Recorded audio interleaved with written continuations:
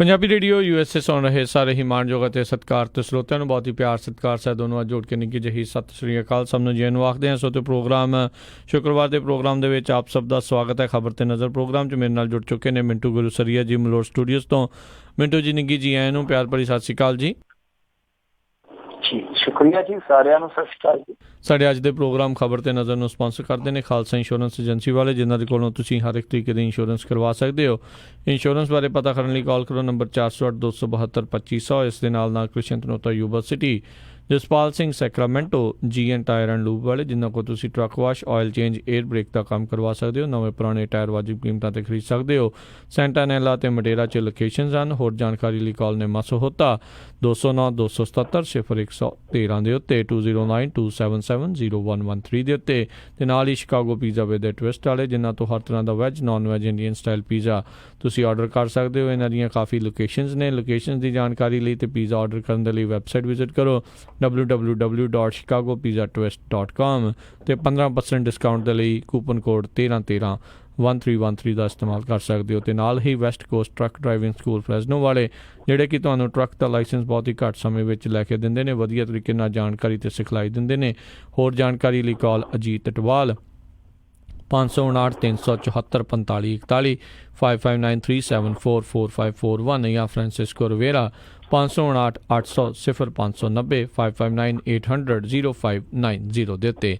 ਇਹਨਾਂ ਸਾਰਿਆਂ ਦਾ ਬਹੁਤ ਬਹੁਤ ਧੰਨਵਾਦ। ਜੇਕਰ ਤੁਸੀਂ ਜਾਂ ਕੋਈ ਹੋਰ ਕਾਰੋਬਾਰ ਇਸ ਪ੍ਰੋਗਰਾਮ ਨੂੰ ਸਪਾਂਸਰ ਕਰਨਾ ਚਾਹੁੰਦੇ ਹੋ, ਸੰਪਰਕ ਕਰੋ 408 722 7698 ਦੇ ਉੱਤੇ। ਮਿੰਟੂ ਜੀ, ਗੱਲਬਾਤ ਦਾ ਸਿਲਸਿਲਾ ਸ਼ੁਰੂ ਕਰਦੇ ਹਾਂ। CBI ਦੇ 2 ਦਿੱਗਜ ਅਫਸਰਾਂ ਦਾ ਰੌਲਾ ਜਿਹੜਾ ਆ CVC ਕੋਲ ਪਹੁੰਚਿਆ।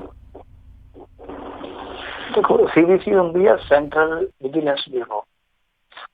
ਸੋ ਇਹ ਜਿਹੜਾ ਮਾਮਲਾ ਚੱਲਦਾ ਪਿਆ, ਇਹਦੇ ਵਿੱਚ ਹੁਣ ਦੇਖੋ, ਸਭ ਤੋਂ ਦੇਖਣ ਵਾਲੀ ਦਿਲਚਸਪ ਜਿਹੜੀ ਗੱਲ ਆ ਉਹ ਆ ਕਿ ਜੋ ਇੱਕ ਚੀਫ ਹੁੰਦਾ CBI ਦਾ, ਉਹ ਔਰ ਦੂਸਰਾ ਜਿਹੜਾ ਕਿ ਇਸ ਏਜੰਸੀ ਦਾ 2 ਨੰਬਰ ਦਾ ਹੈਡ ਕਹਿ ਲਈਏ, ਇਹਨਾਂ ਦੋਵਾਂ ਦੇ ਦਰਮਿਆਨ ਦਖਲਅੰਦਾਜ਼ੀ ਆ।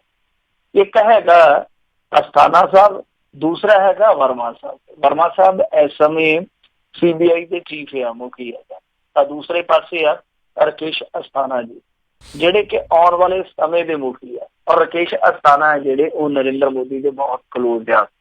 ਇਹ ਜਦੋਂ ਆਏ ਸੀਗੇ CBI ਦੇ ਵਿੱਚ, ਉਦੋਂ ਮਾਮਲਾ ਜਿਹੜਾ ਸੁਪਰੀਮ ਕੋਰਟ ਤੱਕ ਵੀ ਗਿਆ ਸੀ। ਇਹਨਾਂ ਦੀ ਨਿਯੁਕਤੀ ਨੂੰ ਲੈ ਕੇ ਵਿਵਾਦ ਕਾਫੀ ਭਖਿਆ ਸੀ। ਉਸ ਤੋਂ ਬਾਅਦ ਜਦੋਂ ਨਿਯੁਕਤੀਆਂ ਹੋਣ ਦੀ ਵਾਰੀ ਆਈ, ਨੇੜੇ ਨੇੜੇ ਆਇਆ ਕੰਮ, ਤਾਂ ਉਦੋਂ ਵੀ 2 ਚਿੱਠੀਆਂ ਲਿਖੀਆਂ ਗਈਆਂ ਸੀ, ਅੱਜ ਤੋਂ ਡੇਢ ਦੋ ਮਹੀਨੇ ਪਹਿਲਾਂ।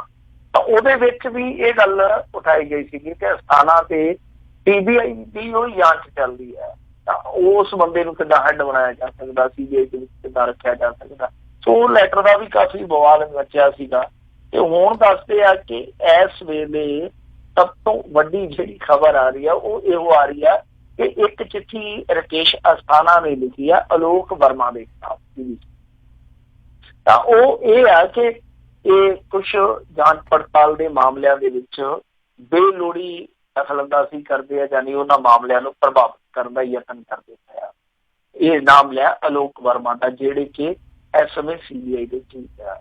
ਤਾਂ ਇਹਨਾਂ ਦੋਨਾਂ ਦੀ ਖਿੱਚ ਧੂ ਆ ਜਿਹੜੀ ਉਹ ਹੁਣ CVC ਕੋਲੇ ਆ।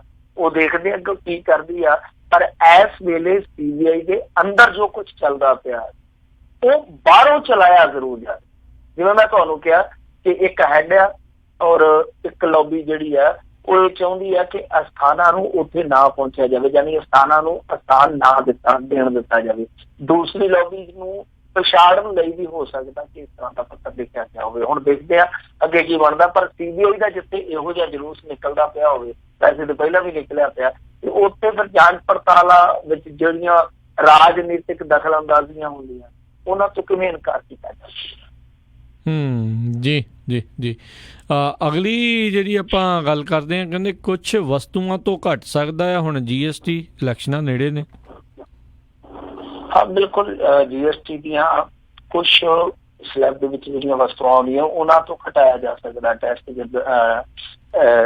ਜਿਹੜਾ ਇਹ ਟੈਕਸ ਆ ਉਹਦੇ ਵਿੱਚ ਸੀਮੈਂਟ, AC, TV, ਇਹ ਸਾਰੀਆਂ ਚੀਜ਼ਾਂ ਜਿਹੜੀਆਂ ਆਉਂਦੀਆਂ ਨੇ, ਯਾਨੀ ਜਿਹੜੇ ਮਿਡਲ ਕਲਾਸ ਦੀ ਵਰਤੋਂ ਦੇ ਵਿੱਚ ਆ, ਤਾਂ ਇਹ ਖਾਸ ਤੌਰ ਤੇ ਇਹਨਾਂ ਚੀਜ਼ਾਂ ਨੂੰ ਹੁਣ ਘਟਾਇਆ ਜਾ ਸਕਦਾ। ਯਾਨੀ ਜਿਹੜੀ ਸਲੈਬ ਦੇ ਵਿੱਚ ਹੈਗੀਆਂ ਨੇ ਉਹਦੇ ਵਿੱਚੋਂ ਥੋੜਾ ਜਿਹਾ ਕੱਢ ਕੇ ਕਿਸੇ ਹੋਰ ਸਲੈਬ ਦੇ ਵਿੱਚ ਪਾਇਆ ਜਾ ਸਕਦਾ। ਤਾਂ ਅੱਗੇ ਵੀ ਤੁਹਾਨੂੰ ਯਾਦ ਹੋਣਾ 100 ਤੋਂ ਵੱਧ ਚੀਜ਼ਾਂ ਜਿਹੜੀਆਂ ਉਹ ਇਹਨਾਂ ਨੇ ਬਦਲੀਆਂ ਸੀ, ਮਤਲਬ ਕਿ ਇੱਕ ਸਲੈਬ ਚੋਂ ਕੱਢ ਕੇ ਦੂਸਰੀ ਸਲੈਬ 'ਚ ਕੀਤੀਆਂ ਸੀਗੀਆਂ, ਜਾਂ ਕੁਛ ਇਸ ਤਰ੍ਹਾਂ ਦੀਆਂ ਵਸਤੂਆਂ ਸੀਗੀਆਂ ਜਿਨ੍ਹਾਂ ਨੂੰ ਟੈਕਸ ਫ੍ਰੀ ਕੀਤਾ ਗਿਆ ਸੀਗਾ। ਤਾਂ ਹੁਣ ਆਉਣ ਵਾਲੇ ਦਿਨਾਂ ਦੇ ਵਿੱਚ ਇਹ ਉਮੀਦ ਲਾਈ ਜਾ ਰਹੀ ਆ ਕਿ ਜਿੱਦਾਂ ਏਅਰ ਕੰਡੀਸ਼ਨਰ ਆ, ਵੱਡੇ ਸਾਈਜ਼ ਦੇ ਟੈਲੀਵਿਜ਼ਨ ਆ, ਸੀਮੈਂਟ ਆ, ਸੀਮੈਂਟ ਤੇ ਵੈਸੇ ਹੁਣ ਮਿਡਲ ਕਲਾਸ ਦੀ ਛੱਡੋ ਲੋਅਰ ਕਲਾਸ ਦੀ ਵੀ ਜ਼ਰੂਰਤ ਆ, ਕਿਉਂਕਿ ਕੱਚੇ ਮਕਾਨਾਂ ਦਾ ਹੁਣ ਟ੍ਰੈਂਡ ਹੈ ਜਿਹੜਾ ਉਹ ਤੇਜ਼ੀ ਨਾਲ ਖਤਮ ਹੁੰਦਾ ਪਿਆ। ਜਿਵੇਂ ਤੁਸੀਂ ਗੱਲ ਕਹੀ ਆ ਕਿ ਇਹ ਵਾਕਿਆ ਚੋਣਾਂ ਕਰਕੇ ਆ, ਇਹ ਲੱਗਦਾ ਇਹੋ ਹੀ ਆ ਕਿ ਜੋ ਮਿਡਲ ਕਲਾਸ ਆ ਉਸ ਨੂੰ ਕਿਤੇ ਨਾ ਕਿਤੇ ਮੱਦੇ ਨਜ਼ਰ ਰੱਖ ਕੇ ਸ਼ਾਇਦ ਯਤਨ ਕਰਨ ਦੀ ਇਹਨਾਂ ਨੇ ਹੁਣ ਕੁਵਦ ਸ਼ੁਰੂ ਕੀਤੀ ਹੈ। ਦੇਖਦੇ ਆ ਕਿ ਹੋਰ ਕਿਹੜੀਆਂ ਕਿਹੜੀਆਂ ਚੀਜ਼ਾਂ ਜਿਹੜੀਆਂ ਸਸਤੀਆਂ ਹੋ ਸਕਦੀਆਂ। ਪਰ ਰੌਲਾ ਇਹ ਆ ਕਿ ਦੇਖੋ ਉਹ ਆਉਂਦੇ ਹੁੰਦੇ ਨਾ ਕਿ ਕੱਟੇ ਨੂੰ ਕੀ ਆ ਤਵਾ ਮਣਦੇ ਦੁੱਧ ਨਾਲ ਪਾ।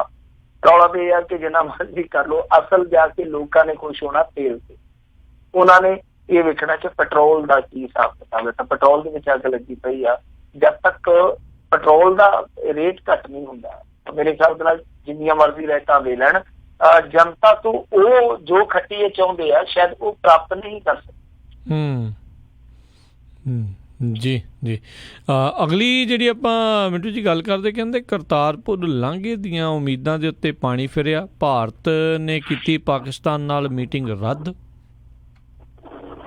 ਕभी हाँ कभी ना, कभी यार कभी बार, समझ तो परे है ਕੀ ਕਰਦੇ ਪਏ ਆ।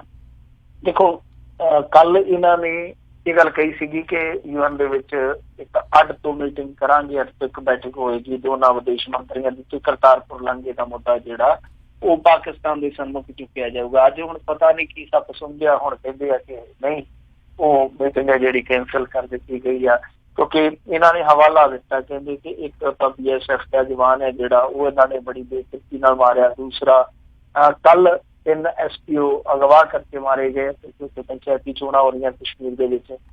ਕੁਝ ਚੀਜ਼ਾਂ ਦੇ ਹੋਰ ਹਵਾਲੇ ਦਿੱਤੇ ਆ। ਪਾਕਿਸਤਾਨ ਵੀ ਕਦੇ ਕਦੇ ਨਾ ਰਿੱਧੀ ਖਿਚੜੀ ਦੇ ਵਿੱਚ ਖੇਤ ਧੂੜ ਦਿੰਦਾ। ਉਹਨਾਂ ਨੇ 20 ਦੇ ਕਰੀਬ ਐਸੇ ਇੰਤਹਾ ਪਸੰਦਾਂ ਦੀ ਡਾਕ ਟਿਕਟ ਜਾਰੀ ਕਰ ਦਿੱਤੀ ਹੈ ਜਿਨ੍ਹਾਂ ਨੂੰ ਭਾਰਤ ਅੱਤਵਾਦੀ ਮੰਨਦਾ ਹੈ। ਤਾਂ ਹੁਣ ਇਸ ਮੁੱਦੇ ਤੇ ਵੀ ਵਿਵਾਦ ਆ। ਸੋ ਕੁਛ ਚੀਜ਼ਾਂ ਇਹੋ ਜਿਹੀਆਂ ਹੋ ਗਈਆਂ, ਕਿਉਂਕਿ ਤੁਹਾਨੂੰ ਪਤਾ ਹੈ ਕਿ ਸਰਜੀਕਲ ਸਟ੍ਰਾਈਕ ਡੇ ਮਨਾਉਣ ਡਏ ਆ ਕਿ ਬਹੁਤ ਵੱਡੇ ਪੱਧਰ ਤੇ ਇੱਕ ਐਸਾ ਆਯੋਜਨ ਹੋਵੇ ਜਿਹਦੇ ਨਾਲ ਰਾਸ਼ਟਰਵਾਦਤਾ ਜਿਹੜੀ ਉਹਨੂੰ ਥੋੜੀ ਜਿਹੀ ਹੋਰ ਜਾਗ ਲਾਈ ਜਾਵੇ, ਜਾਗ ਲਾ ਕੇ ਮੁੜ ਕੇ ਆਪਣੀ ਲੱਸੀ ਬਣਾਈ ਜਾਵੇ। ਤਾਂ ਇਹ ਤਾਂ ਆਪਣੀ ਲੱਸੀ ਰਿੜਕਣ ਨੂੰ ਫਿਰਦੇ ਸੀਗੇ। ਤੋਂ ਵਿੱਚ ਇਹ ਚੀਜ਼ਾਂ ਵੀ ਇਨਕਾਰ ਕਰ ਨਹੀਂ ਸੀ ਸਕਦੇ। ਤੁਹਾਨੂੰ ਪਤਾ ਇਮਰਾਨ ਖਾਨ ਦਾ ਸਿੱਧਾ ਪੱਤਰ ਆ ਗਿਆ।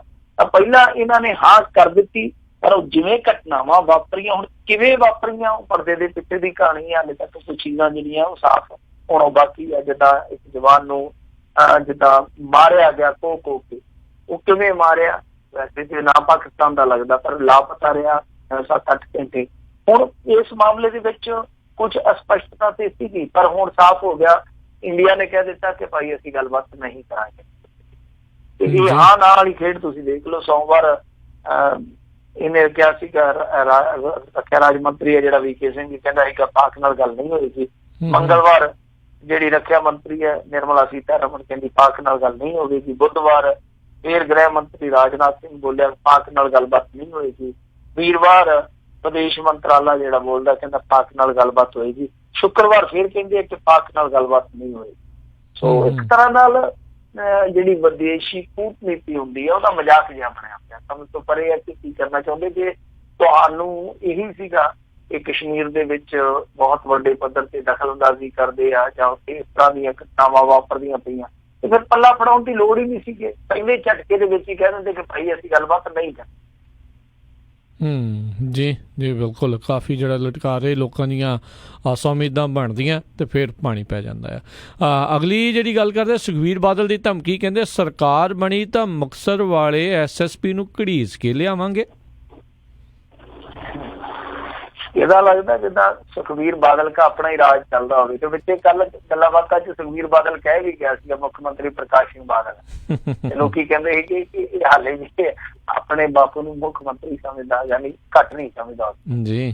ਖੈਰ ਅੱਜ ਇਹਨਾਂ ਨੇ ਜੋ ਇਹ ਗੱਲਾਂ ਕਹੀਆਂ ਨੇ, ਜਥੇਦਾਰ ਜਿਹੜੇ ਇਹਨਾਂ ਦੇ ਹੁੰਦੇ ਸੀਗੇ ਪੁਰਾਣੇ ਜਗਦੇਵ ਸਿੰਘ ਤਲਵੰਡੀ ਜੀ, ਹੁਣ ਤਾਂ ਉਹ ਸੰਸਾਰ ਦੇ ਵਿੱਚ ਨਹੀਂ ਹੈ। ਉਹਨਾਂ ਦੀ ਸ਼ਾਇਦ ਬਰਸੀ ਸੀ ਤੇ ਉਸ ਮੌਕੇ ਤੇ ਇਹਨਾਂ ਨੇ ਉੱਥੇ ਜਿਹੜਾ ਭਾਸ਼ਣ ਦਿੱਤਾ ਉਹਦੇ ਵਿੱਚ ਫਿਰ ਅੱਜ ਤਾਬੜ ਤੋੜ ਹਮਲੇ ਕੀਤੇ ਆ। ਕਹਿੰਦਾ ਕਿ ਸਾਨੂੰ ਪਰਚਿਆਂ ਦੀ ਕੋਈ ਪਰਵਾਹ ਨਹੀਂ ਹੈ, ਆਪਣੇ ਆਪ ਹੀ ਪਰਚੀਆਂ ਬਣ ਜਾਣਗੀਆਂ ਕਹਿੰਦਾ ਜਦੋਂ ਆਪਾਂ ਆ ਗਏ। ਫਿਰ ਨਾਲ ਉਹਨੇ ਕਿਹਾ ਕਿ ਜਿਹੜਾ ਮੁਕਤਸਰ ਵਾਲਾ SSP ਇਹਨੂੰ ਪੁਲਿਸ ਕੇ ਲਿਆਵਾਂਗੇ, ਕਿਉਂਕਿ ਕਹਿੰਦਾ ਕਿ ਸਾਰਾ ਬੇੜਾ ਕਰਕੇ ਇਹਨੇ ਕੀਤਾ। ਤੜਕੇ 8 ਵਜੇ ਕਹਿੰਦਾ ਕਿ ਲੀਡ ਕਰਦਾ ਪਿਆ ਸੀ ਉਸ ਗਰੁੱਪ ਨੂੰ, ਜਿਸ ਗਰੁੱਪ ਨੇ ਜਾ ਕੇ ਬੂਥ ਕੈਪਚਰਿੰਗ ਕੀਤੀ ਹੈ ਮੁਕਤਸਰ। ਤੇ ਇਹਦੇ ਤੇ ਵੈਸੇ ਵੀ ਕੱਲ ਦੇ ਹੀ ਅਕਾਲੀ ਦਲ ਨੇ ਨਿਸ਼ਾਨੇ ਰੱਖੇ ਹੋਏ ਆ। ਜਿਹੜਾ ਇੱਥੋਂ ਦਾ SSP ਹੈ KC ਸਾਹਿਬ, ਉਹ ਕਹਿੰਦੇ ਆ ਕਿ ਇਹਦਾ ਭਰਾ ਆ ਜਿਹੜਾ ਉਹ ਕੈਪਟਨ ਅਮਰਿੰਦਰ ਸਿੰਘ ਦਾ OSP ਆ, ਤਾਂ ਕਰਕੇ ਮੁਕਤਸਰ ਜ਼ਿਲ੍ਹੇ ਦੇ ਵਿੱਚ ਦੱਬ ਕੇ ਕੰਮ ਕੀਤਾ ਗਿਆ। ਖੈਰ ਸੁਖਬੀਰ ਬਾਦਲ ਨੇ ਕਈ ਚੀਜ਼ਾਂ ਹੋਰ ਵੀ ਕਹੀਆਂ। ਉਹ ਕਹਿੰਦਾ ਕਿ ਦੇਖੋ ਸਮਾਂ ਲੰਘਦਿਆਂ ਦੇਰ ਨਹੀਂ ਲੱਗਦੀ ਹੁੰਦੀ, 2 ਸਾਲ ਲੰਘ ਗਏ ਬਾਕੀ ਵੀ ਛੇਤੀ ਲੰਘ ਜਾਣਗੇ, ਮਤਲਬ ਕਿ ਉਹ ਧੱਕਾ ਜਿਹਾ ਲਾਈ ਜਾਂਦੇ ਆ ਟਾਈਮ ਨੂੰ। ਵੈਸੇ ਇੱਧਰ ਜੇ ਦੂਸਰੀ ਆਪਾਂ ਅਪਡੇਸ਼ਨ ਵੇਖੀਏ ਇਸ ਮਾਮਲੇ ਦੇ ਵਿੱਚ ਤੇ 23 ਸਤੰਬਰ ਨੂੰ ਅਕਾਲੀ ਦਲ ਨੇ ਕੋਰ ਕਮੇਟੀ ਦੀ ਮੀਟਿੰਗ ਵੀ ਸੱਦ ਲਈ ਹੈ। ਤੇ ਕਿਉਂਕਿ ਇੱਕ ਤੇ ਧੱਕੇਸ਼ਾਹੀ ਵਾਲਾ ਮੁੱਦਾ ਹੈਗਾ ਹੀ ਹੈਗਾ, ਦੂਸਰਾ ਸੁਖਬੀਰ ਬਾਦਲ ਤੇ ਜਿਹੜਾ ਪਰਚਾ ਦਰਜ ਹੋਇਆ। ਹੁਣ ਵੇਖਣ ਵਾਲੀ ਇਹ ਚੀਜ਼ ਹੋਏਗੀ ਕਿ ਇਹ ਅੱਗੇ ਕੋਈ ਪ੍ਰੋਗਰਾਮ ਦਿੰਦੇ ਆ ਜਾਂ ਨਹੀਂ ਦਿੰਦੇ, ਕਿਉਂਕਿ ਜਿਸ ਤਰੀਕੇ ਦੇ ਨਾਲ ਇਹ ਭੜਕਾ ਮਾਰ ਦਿੱਤਾ, ਜਿਵੇਂ ਸੁਖਬੀਰ ਨੇ ਆਖਿਆ ਕਿ ਜੇ ਹਿੰਮਤ ਹੈਗੀ ਹੈ ਤੇ ਆ ਕੇ ਮੈਨੂੰ ਗ੍ਰਿਫਤਾਰ ਕਰਕੇ ਦਿਖਾਓ, ਅੱਜ ਇਹਨੇ ਸਿੱਧਾ ਕਿਹਾ। ਹਾਲਾਂਕਿ ਕੈਪਟਨ ਅਮਰਿੰਦਰ ਸਿੰਘ ਕਹਿੰਦਾ ਕਿ ਅਕਲ ਵਾਲੀ ਗੱਲ ਕਰੋ, ਕੋਈ ਇਸ ਤਰ੍ਹਾਂ ਤੁਸੀਂ SSP ਨੂੰ ਟਾਰਗੇਟ ਕਰਦੇ ਹੋ, ਸਮਾਂ ਤੁਸੀਂ ਪਿਛਲਾ ਭੁੱਲ ਗਏ ਹੋ। ਤਾਂ ਉਹਨੇ ਮਾੜੀ ਜੀ ਇਹਨਾਂ ਨੂੰ ਥੋੜੀ ਜਿਹੀ ਠੋਕਰ ਲਾਈ ਆ, ਬਹੁਤਾ ਸਖਤ ਰਵੱਈਆ ਨਹੀਂ ਇਖਤਿਆਰ ਕੀਤਾ ਕੈਪਟਨ ਅਮਰਿੰਦਰ ਜਿੱਦਾਂ ਇਹ ਕਰੀ ਬੈਠੇ ਆ। ਤਾਂ ਇਹ ਹੁਣ ਦੇਖਣਾ ਦਿਲਚਸਪ ਹੋਏਗਾ ਕਿ ਕੀ ਸੁਖਬੀਰ ਬਾਦਲ ਔਰ ਉਸ ਤੋਂ ਬਾਅਦ ਜਿੱਦਾਂ ਸੁਖਬੀਰ ਬਾਦਲ ਤੇ ਹੁਣ ਮੈਦਾਨ ਚ ਆ ਕੇ ਕਹਿੰਦਾ ਕਿ ਜੇ ਹਿੰਮਤ ਹੈਗੀ ਤੇ ਗ੍ਰਿਫਤਾਰ ਕਰ ਲਓ, ਤਾਂ ਕੀ ਕੋਰ ਕਮੇਟੀ ਕੋਈ ਨਵਾਂ ਪ੍ਰੋਗਰਾਮ ਦਿੰਦੀ ਹੈ ਵਿਰੋਧ ਦਾ? ਇਹ ਦੇਖਣਾ ਦਿਲਚਸਪ ਹੋਏਗਾ। ਸਾਰਾ ਕੁਝ ਦੇਖ ਲਿਆ ਪੰਜਾਬ ਨੇ ਤੇ ਜੋ ਕੁਝ ਵਾਪਰਿਆ, ਹੁਣ ਇਹ ਦੇਖਣਾ ਹੋਏਗਾ ਕਿ ਵਿਰੋਧਤਾ ਕਿਸ ਪੱਧਰ ਦੀ। ਜੀ ਜੀ ਜੀ ਅਗਲੀ ਜਿਹੜੀ ਗੱਲ ਕਰਦੇ, ਕਹਿੰਦੇ ਸੁਖਪਾਲ ਖਹਿਰਾ ਹੋਰਾਂ ਦੀ ਸਰਬ ਪਾਰਟੀ ਮੀਟਿੰਗ ਹੋਈ। ਦੇਖੋ ਸਰਬ ਪਾਰਟੀ ਮੀਟਿੰਗ ਤੇ ਨਹੀਂ ਕਿਹਾ ਜਾ ਸਕਦਾ, ਹੁਣ ਤੇ ਇਹਨਾਂ ਨੇ ਵੈਸੇ ਸਰਬ ਪਾਰਟੀ ਮੀਟਿੰਗ ਸੱਦੀ ਸੀ। ਕਹਿਣ ਤੋਂ ਭਾਵ ਹੈ ਕਿ ਜਿਹੜੀ ਉਹਨੂੰ ਸਰਬ ਪਾਰਟੀ ਮੀਟਿੰਗ ਨਹੀਂ ਕਹਾਂਗੇ, ਕਿਉਂਕਿ ਉਹਦੇ ਚ ਅਕਾਲੀ ਨਹੀਂ ਆਏ, ਕਾਂਗਰਸੀ ਨਹੀਂ ਆਏ, ਇਹਨਾਂ ਦੇ ਆਪਣੇ ਵਿਧਾਇਕ ਨਹੀਂ ਆਏ, ਮਤਲਬ ਕਿ ਜਿਹੜੇ ਇਹਨਾਂ ਦੇ ਧੜੇ ਦੇ ਇਲਾਵਾ ਜਿਹੜੇ ਦੂਸਰੇ ਵਿਧਾਇਕ ਆ, ਯਾਨੀ ਉਹ ਸਾਰੇ ਦੇ ਸਾਰੇ। ਤਾਂ ਫਿਰ ਸਰਬ ਪਾਰਟੀ ਮੀਟਿੰਗ ਕਹਿਣ ਦਾ ਹੁਣ ਕੋਈ ਤੁੱਕ ਨਹੀਂ ਰਹਿ ਜਾਂਦਾ। ਸਰਬ ਪਾਰਟੀ ਮੀਟਿੰਗ ਤਾਂ ਕਹਿੰਦੇ ਜੇ ਸਾਰੇ ਆਏ ਹੁੰਦੇ। ਫਿਰ ਇਹਨਾਂ ਨੇ ਸੱਦੀ ਸੀਗੀ, ਇਹਦੇ ਵਿੱਚ ਇਹਨਾਂ ਨੇ ਕੁਝ ਮਤੇ ਵੀ ਪਾਸ ਕੀਤੇ ਅੱਜ, ਔਰ ਇਹਦੇ ਵਿੱਚ ਇੱਕ ਵਿਸ਼ੇਸ਼ ਗੱਲ ਇਹ ਹੈ ਕਿ ਇਹਨਾਂ ਨੇ 7 ਅਕਤੂਬਰ ਨੂੰ ਇੱਕ ਰੋਸ ਮਾਰਚ ਕੱਢਣ ਦਾ ਐਲਾਨ ਕੀਤਾ, ਜਿਹੜਾ ਮੇਰੇ ਖਿਆਲ ਦੇ ਨਾਲ ਰਾਮਾ ਪਿੰਡ ਤੋਂ ਸ਼ੁਰੂ ਹੋਣਾ ਕੋਟਕਪੂਰੇ ਤੱਕ ਹੋ ਜਾਏਗਾ। ਤਾਂ ਇਹ ਇਹਨਾਂ ਨੇ ਸਾਰਾ ਕੁਛ ਹੈ ਜਿਹੜਾ ਉਹ ਅੱਜ ਉਲੀਕਿਆ। ਪਰ ਦੂਸਰੇ ਪੱਖ ਤੋਂ ਜੇ ਆਪਾਂ ਦੇਖੀਏ, ਜਿੱਦਾਂ ਅੱਜ ਡਾਕਟਰ ਧਰਮਵੀਰ ਗਾਂਧੀ ਆਇਆ, ਬੈਂਸ ਆਏ ਆ, ਇਸ ਤੋਂ ਇਲਾਵਾ ਵੀਰ ਦਵਿੰਦਰ ਸਿੰਘ ਪਹੁੰਚਿਆ, ਬਹੁਜਨ ਸਮਾਜ ਪਾਰਟੀ ਵਾਲੇ ਪਹੁੰਚੇ ਆ। ਯਾਨੀ ਇਹ ਜਿਹੜਾ ਸਾਰਾ ਉੱਥੇ ਮਜ਼ਮਾ ਲੱਗਿਆ, ਮੇਲਾ ਲੱਗਿਆ, ਇਹਦੇ ਵਿੱਚ ਜਿਹੜੇ ਲੋਕ ਮਤਲਬ ਕਿ ਨਾ ਇੱਧਰ ਦੇ ਆ ਨਾ ਉੱਧਰ ਦੇ ਆ, ਹਾਲੇ ਵਿੱਚ ਵਿਚਾਲੇ ਆ, ਤੇ ਜਿਨ੍ਹਾਂ ਤੇ ਅੱਖਾਂ ਟਿਕੀਆਂ ਹੋਈਆਂ ਕਿ ਸ਼ਾਇਦ ਤੀਸਰਾ ਮੋਰਚਾ ਜਿਹੜਾ ਉਹ ਇੱਥੇ ਪੰਜਾਬ ਵਿੱਚ ਨਵੇਂ ਸਿਰੇ ਤੋਂ ਵੇਖਣ ਨੂੰ ਮਿਲੇ। ਵੈਸੇ ਤੇ ਤੀਜੀ ਧਿਰ ਅੱਗੇ ਵੇਖੀ ਆ ਆਮ ਆਦਮੀ ਪਾਰਟੀ ਦੇ ਵਿੱਚ, ਤੇ ਤੀਸਰਾ ਮੋਰਚਾ ਕੋਈ ਹੋਰ ਵੇਖੇ, ਕੋਈ ਹੋਰ ਰੰਗ ਢੰਗ ਦੇ ਵਿੱਚ ਉਹ ਸਾਡੇ ਸਾਹਮਣੇ ਆਵੇ, ਤਾਂ ਉਹਦੀ ਇੱਕ ਸੰਭਾਵਨਾ ਬਣਦੀ ਨਜ਼ਰ ਆਉਂਦੀ ਹੈ। ਜਿਸ ਤਰੀਕੇ ਨਾਲ ਇਹ ਉੱਥੇ ਸਾਰੇ ਹਮ ਮਸ਼ਵਰਾ ਹੋਏ ਆ, ਸਾਰਿਆਂ ਨੇ ਇੱਕੋ ਰਾਏ ਪ੍ਰਗਟ ਕੀਤੀ ਹੈ, ਜਿਸ ਤਰੀਕੇ ਨਾਲ ਇਹ ਬਰਗਾੜੀ ਜਾਂ ਬਾਈਬਲ ਕਲਾਂ ਵਾਲੇ ਮੁੱਦੇ ਵਿਚਾਰੇ ਗਏ ਆ, ਜਿਸ ਤਰੀਕੇ ਨਾਲ ਪ੍ਰੋਗਰਾਮ ਦਿੱਤਾ ਗਿਆ, ਜਾਪਦਾ ਇਹੋ ਹੀ ਆ ਕਿ ਕੋਈ ਹੋਰ ਆਵੇ ਜਾਂ ਨਾ ਆਵੇ, ਇਹ ਆਪਣਾ ਬੰਨ ਸੁਭ ਕਰਦੇ ਪਏ ਆ 2019 ਤਾਂ ਇੱਕ ਜ਼ਮੀਨ ਤਿਆਰ ਕਰਨ ਦਾ ਯਤਨ ਕੀਤਾ ਜਾ ਰਿਹਾ। ਔਰ ਵੀਰ ਦਵਿੰਦਰ ਸਿੰਘ, ਜਿੱਦਾਂ ਮੈਂ ਕਿਹਾ, ਹੋ ਸਕਦਾ ਜਗਮੀਤ ਬਰਾੜ ਵੀ ਆ ਜਾਏ। ਇਹ ਤੀਸਰਾ ਫਰੰਟ ਕਹਿ ਲਓ, ਮੋਰਚਾ ਕਹਿ ਲਓ, ਉਹ ਲੱਗਦਾ ਹੈ ਕਿ ਇੱਕ ਸੰਭਾਵਨਾ ਜਿਹੜੀ ਉਹ ਜੀਵੰਤ ਕਰਦਾ ਪਿਆ ਇਹਨਾਂ ਦੇ ਨਾਲ। ਜੀ ਜੀ ਜੀ ਅਗਲੀ ਜਿਹੜੀ ਗੱਲ ਕਰੀਏ, ਕਹਿੰਦੇ ਪੰਜਾਬ ਦੇ 54 ਬੂਥਾਂ ਤੇ ਮੁੜ ਹੋਈ ਵੋਟਿੰਗ। ਦੇਖੋ 54 ਬੂਥਾਂ ਤੇ ਜਿਹੜੀ ਵੋਟਿੰਗ ਹੋਈ ਉਹਦੇ ਵਿੱਚ 36 ਤੇ ਇਕੱਲੇ ਮੁਕਤਸਰ ਜ਼ਿਲ੍ਹੇ ਦੀ ਹੈ ਜਿਹਦਾ ਜ਼ਿਆਦਾ ਰੌਲਾ ਪੈਂਦਾ। ਬਾਕੀ ਸਾਰੇ ਪੰਜਾਬ ਦੇ ਤੁਸੀਂ ਲਾ ਲਓ ਕਿ 17 ਕੁ ਬਣਦੇ ਆ। ਪੋਲਿੰਗ ਹੋਈ ਆ ਦੁਬਾਰਾ। ਲੋਕਾਂ ਨੂੰ ਆਸ ਸੀਗੀ ਕਿ ਅੱਜ ਜਦੋਂ ਇਹ ਸਾਰਾ ਕੰਮ ਹੈ ਜਿਹੜਾ ਉਹ ਦੁਬਾਰਾ ਹੋਊਗਾ, ਰੀਪੋਲਿੰਗ ਹੋਊਗੀ, ਤਾਂ ਵੋਟ ਪਰਸੈਂਟੇਜ ਵਧੂਗੀ, ਪਰ ਐਸਾ ਕੁਛ ਨਹੀਂ ਹੋਇਆ। ਲੋਕਾਂ ਦੇ ਵਿੱਚ ਅੱਜ ਵੀ ਉਤਸ਼ਾਹ ਨਹੀਂ ਸੀਗਾ। ਪਰ ਇੱਕ ਚੀਜ਼ ਵੇਖਣ ਵਾਲੀ ਹੈ ਕਿ ਜਦੋਂ ਅੱਜ ਦੁਬਾਰਾ ਵੋਟਾਂ ਪਾਈਆਂ ਗਈਆਂ, ਕੱਲ ਵਾਲਾ ਜਿਹੜਾ ਪਰਸੋਂ ਵਾਲਾ ਹਾ ਹੱਲਾ ਹੈ ਨਹੀਂ ਸੀਗਾ। ਜਿਸ ਤਰੀਕੇ ਨਾਲ ਡਾਂਗ ਸੋਟਾ ਚੱਲਿਆ, ਅੱਜ ਕੋਈ ਐਸੀ ਗੱਲ ਨਹੀਂ, ਕਿਤੇ ਵੀ ਘਟਨਾ ਨਹੀਂ ਵਾਪਰੀ। ਪਰ ਦੂਸਰੇ ਪਾਸੇ ਜੇ ਆਪਾਂ ਦੇਖੀਏ ਤਾਂ ਵੋਟ ਪਰਸੈਂਟੇਜ ਨਹੀਂ ਵਧੀ। ਇਹਦਾ ਮਤਲਬ ਇਹ ਆ ਕਿ ਜਿਹੜੇ ਲੋਕ ਆ ਉਹ ਇੰਟਰਸਟਡ ਨਹੀਂ ਇਹਨਾਂ ਨੂੰ, ਬਹੁਤੇ ਲੋਕ ਆ ਜਿਹੜੇ ਉਹ ਪਾਸਾ ਹੀ ਵੱਟ ਗਏ। ਔਰ ਜੋ ਕੁਝ ਹੋਇਆ ਸ਼ਾਇਦ ਥੋੜੇ ਬਹੁਤ ਲੋਕ ਆ ਉਸ ਤੋਂ ਬਾਅਦ ਵੀ ਉਹਨਾਂ ਨੇ ਰਾਏ ਜਿਹੜੀ ਉਹ ਬਦਲੀ ਹੋਈ। ਤਾਂ ਇਹ ਹੁਣ ਦੇਖਣਾ ਹੋਏਗਾ ਇਹ ਨਤੀਜਿਆਂ 'ਚ ਕੀ ਬਣਦਾ। ਵੈਸੇ ਤੇ ਦੇਖੋ ਜੋ ਕੁਛ ਅਸੀਂ ਵੇਖਿਆ ਸੋ ਵੇਖਿਆ, ਪਰ ਹੁਣ ਸੋਸ਼ਲ ਮੀਡੀਆ ਤੇ ਵੀ ਆਈ ਜਾਂਦੀਆਂ ਨੇ ਕੁਛ ਸੀਲਾਂ ਟੁੱਟੀਆਂ ਤਾਂ ਇੱਕ ਕਾਲਜ ਦੇ ਵਿੱਚ ਜਿੱਥੇ ਰੱਖੇ ਗਏ ਸੀਗੇ ਬੈਲਟ ਪੇਪਰ ਵਾਲੇ ਬਾਕਸ, ਉਹਨਾਂ ਦੀਆਂ ਸੀਲਾਂ ਜਿਹੜੀਆਂ ਮਿਲੀਆਂ ਉਹ ਵੀ ਰੌਲਾ ਪੈਂਦਾ ਪਿਆ। ਹੁਣ ਦੇਖਣਾ ਦਿਲਚਸਪ ਹੋਊਗਾ ਕਿ ਨਤੀਜੇ ਜਿਹੜੇ ਆਉਂਦੇ ਆ ਉਹਨਾਂ ਦੇ ਵਿੱਚ ਕੌਣ ਬਾਜੀ ਮਾਰਦਾ। ਵੈਸੇ ਤਾਂ ਬਾਜੀ ਇਹਦਾ ਪਤਾ ਹੀ ਕਿ ਜਿਸ ਤੇ ਕਾਜੀ ਉਸ ਤੇ ਬਾਜੀ, ਕਾਜੀਆਂ ਵਾਲਿਆਂ ਦੀ ਬਾਜੀ ਆ। ਪਰ ਜਿਸ ਤਰੀਕੇ ਨਾਲ ਚੋਣ ਹੋਈ ਆ, ਦੁਬਾਰਾ ਚੋਣ ਹੋਈ, ਉਹਦਾ ਖਰਚਾ ਅਲੱਗ, ਜਿਹੜੀ ਪਹਿਲਾਂ ਹੋਈ ਆ ਉਹਦਾ ਅਲੱਗ। ਜਿਨ੍ਹਾਂ ਲੋਕਾਂ ਨੇ ਇਹ ਖਰਚਾ ਐਕਸਟਰਾ ਜਿਹੜਾ ਪੰਜਾਬ ਦੇ ਪੱਲੇ ਪਾਇਆ ਉਹਨਾਂ ਦਾ ਕੀ ਕੀਤਾ, ਕੁਛ ਵੀ ਨਹੀਂ। ਅੱਗੇ ਕੀ ਇਹ ਸੁਧਾਰ ਕਰਨਗੇ, ਕੁਛ ਵੀ ਨਹੀਂ। ਪੰਚਾਇਤੀ ਇਲੈਕਸ਼ਨ ਦੇ ਵਿੱਚ ਕਿਸ ਤਰ੍ਹਾਂ ਅੱਗੇ ਕੰਮ ਕਰੂਗਾ ਚੋਣ ਕਮਿਸ਼ਨ, ਉਹਦਾ ਵੀ ਹਾਲੇ ਤੱਕ ਕੋਈ ਸਿਰ ਪੈਰ ਨਹੀਂ ਹੈਗਾ। ਦੂਜੀ ਚੀਜ਼ ਇਹ ਆ ਕਿ ਜਿਹੜੇ ਅਸਲ ਮੁੱਦੇ ਸੀਗੇ ਪਿੰਡਾਂ ਦੇ, ਪੰਚਾਇਤਾਂ ਦੇ ਅਧਿਕਾਰਾਂ ਦੇ, ਉਹ ਦਬ ਗਏ ਆ। ਇਸ ਇਲੈਕਸ਼ਨ ਦੇ ਵਿੱਚ ਕੁਛ ਵੀ ਨਹੀਂ ਵਾਪਰਿਆ। ਔਰ ਉਹ ਲੋਕ ਵੋਟਾਂ ਪਾਏ ਆ ਜਿਨ੍ਹਾਂ ਦੇ ਵਿੱਚ ਬਹੁਤ ਸਾਰਿਆਂ ਨੂੰ ਸ਼ਾਇਦ ਇਹ ਨਹੀਂ ਪਤਾ ਹੋਣਾ ਕਿ ਬਲਾਕ ਕਮੇਟੀ ਜ਼ਿਲ੍ਹਾ ਪ੍ਰੀਸ਼ਦ ਕਿਸ ਤਰ੍ਹਾਂ ਕੰਮ ਕਰਦੀ ਹੈ, ਤੇ ਜਿਹੜੇ ਖੜੇ ਆ ਉਹਨਾਂ ਦੇ ਵਿੱਚੋਂ ਵੀ ਸ਼ਾਇਦ ਬਹੁਤਿਆਂ ਨੂੰ ਨਹੀਂ ਪਤਾ ਹੋਣਾ ਕਿ ਉਹਨਾਂ ਦੇ ਕੋਲ ਕੀ ਅਖਤਿਆਰਾਤ ਹੁੰਦੇ ਆ। ਪਰ ਕਮਾਲ ਦੀ ਗੱਲ ਇਹ ਆ ਕਿ ਇੰਨਾ ਰੁਪਈਆ ਖਰਚ ਕੇ ਹੁਣ ਤੱਕ ਜੇ ਅਸੀਂ ਦੇਖਦੇ ਹਾਂ ਤੇ ਪੰਜਾਬ ਨੇ ਇਸ ਮਾਮਲੇ ਦੇ ਵਿੱਚ ਲੋਕਤੰਤਰ ਦੇ ਮੱਥੇ ਤੇ ਕਾਲਖ ਹੀ ਲਾਈ ਹੈ। ਜੇ ਅਸੀਂ ਦੇਖੀਏ ਸਾਰਾ ਕਿ ਜਿਸ ਤਰੀਕੇ ਨਾਲ ਇਹਨਾਂ ਨੇ ਡਾਂਗ ਸੋਟਾ ਖੜਕਾਇਆ, ਚਾਹੇ ਉਹ ਕੋਈ ਵੀ ਹੋਵੇ, ABC ਕਿਸੇ ਵੀ ਦਲ ਦੇ ਨਾਲ ਸੰਬੰਧ ਰੱਖਦਾ ਹੋਵੇ, ਜਿਸ ਤਰੀਕੇ ਦੇ ਨਾਲ ਡਾਂਗ ਸੋਟਾ ਚੱਲਿਆ ਉਹਨੂੰ ਲੋਕਤੰਤਰ ਦੇ ਮਜ਼ਬੂਤੀ ਪੱਖੋਂ ਆਪਾਂ ਸਹੀ ਨਹੀਂ ਕਹਿ ਸਕਦੇ। ਸੋ ਇਹ ਪੈਸਾ ਜਿਹੜਾ ਬਹੁਤ ਵੱਡੇ ਪੱਧਰ ਤੇ ਖਰਚ ਕੀਤਾ, ਉਹ ਤੋਂ ਇੱਕ ਚੀਜ਼ ਸਾਫ਼ ਹੋਈ ਆ ਕਿ ਠੀਕ ਆ ਕਿ ਰਾਜਨੀਤਿਕ ਪਾਰਟੀਆਂ ਜਦੋਂ ਵੀ ਤਾਕਤ ਦੇ ਵਿੱਚ ਆਉਂਦੀਆਂ ਸਾਰਾ ਹਰਬਾ ਵਰਤਦੀਆਂ, ਹਰ ਹੀਲਾ ਵਰਤਦੀਆਂ, ਪਰ ਲੋਕਾਂ ਦਾ ਉਤਸ਼ਾਹ ਜਿਹੜਾ ਉਹ ਸ਼ਾਇਦ ਇਸੇ ਕਰਕੇ ਘਟ ਰਿਹਾ ਕਿਉਂਕਿ ਪੰਜਾਬ ਦੀ ਪੋਲਿਟਿਕਸ ਤੇ ਲਗਾਤਾਰ ਦਾਅ ਖੇਡ ਕੇ ਹੁਣ ਲੋਕਾਂ ਦਾ ਮਨ ਖੱਟਾ ਹੁੰਦਾ। ਜੀ ਮਿੰਟੂ ਜੀ, ਇੱਕ ਰਫਾਲ ਡੀਲ ਦੇ ਮਾਮਲੇ ਦੇ ਵਿੱਚ ਜਿਹੜੇ ਸਾਬਕਾ ਰਾਸ਼ਟਰਪਤੀ ਆ ਫਰਾਂਸ ਦੇ, ਉਹਨਾਂ ਦਾ ਇੱਕ ਬਿਆਨ ਆ ਰਿਹਾ ਵੀ ਕਹਿੰਦੇ ਭਾਰਤੀ ਸਰਕਾਰ ਦੇ ਵੱਲੋਂ ਇਕੱਲਾ ਰਿਲਾਇੰਸ ਦਾ ਹੀ ਨਾਂ ਦਿੱਤਾ ਗਿਆ, ਸਾਡੇ ਕੋਲ ਕੋਈ ਚੋਇਸ ਹੀ ਨਹੀਂ ਸੀ ਉਹਨਾਂ ਨੂੰ ਜਿਹੜਾ ਮਿਥਣ ਤੋਂ ਇਲਾਵਾ। ਨਹੀਂ ਦੇਖੋ, ਪਹਿਲਾਂ ਤੇ ਹਿੰਦੁਸਤਾਨ ਐਨਰੋਟਿਕ ਲਿਮਟਿਡ ਹੈਗੀ ਸੀਗੀ ਜੀ, ਉਹ ਤਾਂ ਬਾਅਦ ਦੇ ਵਿੱਚ ਉਹਨੂੰ ਨਹੀਂ ਇਹਨਾਂ ਨੇ ਜਾ ਕੇ ਉੱਥੇ ਪੇਸ਼ ਕੀਤਾ ਤੇ ਫੇਰ ਤੇ ਗੜਬੜ ਹੈ ਹੀ ਆ। ਕਿਉਂਕਿ ਇਹੀ ਪੰਗਾ ਨਾ, ਰੌਲਾ ਤੇ ਇੱਥੇ ਹੀ ਪੈਂਦਾ। ਦੋ ਹੀ ਚੀਜ਼ਾਂ ਨੇ ਰਾਫੇਲ ਡੀਲ ਦੇ ਵਿੱਚ, ਦੋ ਹੀ ਚੀਜ਼ਾਂ ਵਿਵਾਦਤ ਨੇ। ਇੱਕ ਤੇ ਹੈ ਕਿ ਜਿਹੜੀ ਉਹ HAL, ਇੱਕ ਤੇ ਉਹ ਸਰਕਾਰੀ ਸੀਗੀ, ਉਹਨੂੰ ਸੌਦੇ ਤੋਂ ਬਾਹਰ ਕਰਕੇ ਇੱਕ ਐਸੇ ਪਲੇਅਰ ਨੂੰ ਮੌਕਾ ਦਿੱਤਾ ਗਿਆ ਜਿਹਦੇ ਕੋਲ ਕੋਈ ਤਜਰਬਾ ਹੀ ਨਹੀਂ ਹੈ। ਇਹ ਇੱਕ ਵਿਵਾਦ ਆ, ਇੱਕ ਨੰਬਰ ਦਾ ਵਿਵਾਦ ਇਹ ਆ। ਔਰ ਜਿਹੜੇ ਪਲੇਅਰ ਨੂੰ ਇਸ ਗਰਾਊਂਡ ਦੇ ਵਿੱਚ ਵਾੜਿਆ ਗਿਆ, ਜਿਹਨੂੰ ਕਿ ਤਜਰਬਾ ਹੀ ਨਹੀਂ ਹੁਣ ਤੱਕ ਕੋਈ ਮੈਚ ਖੇਡਣ ਦਾ, ਤਾਂ ਉਹਦੀ ਨੇੜਤਾ ਜਿਹੜੀ ਉਹ ਆਪਾਂ ਨੂੰ ਪਤਾ ਕਿਹਦੇ ਨਾਲ।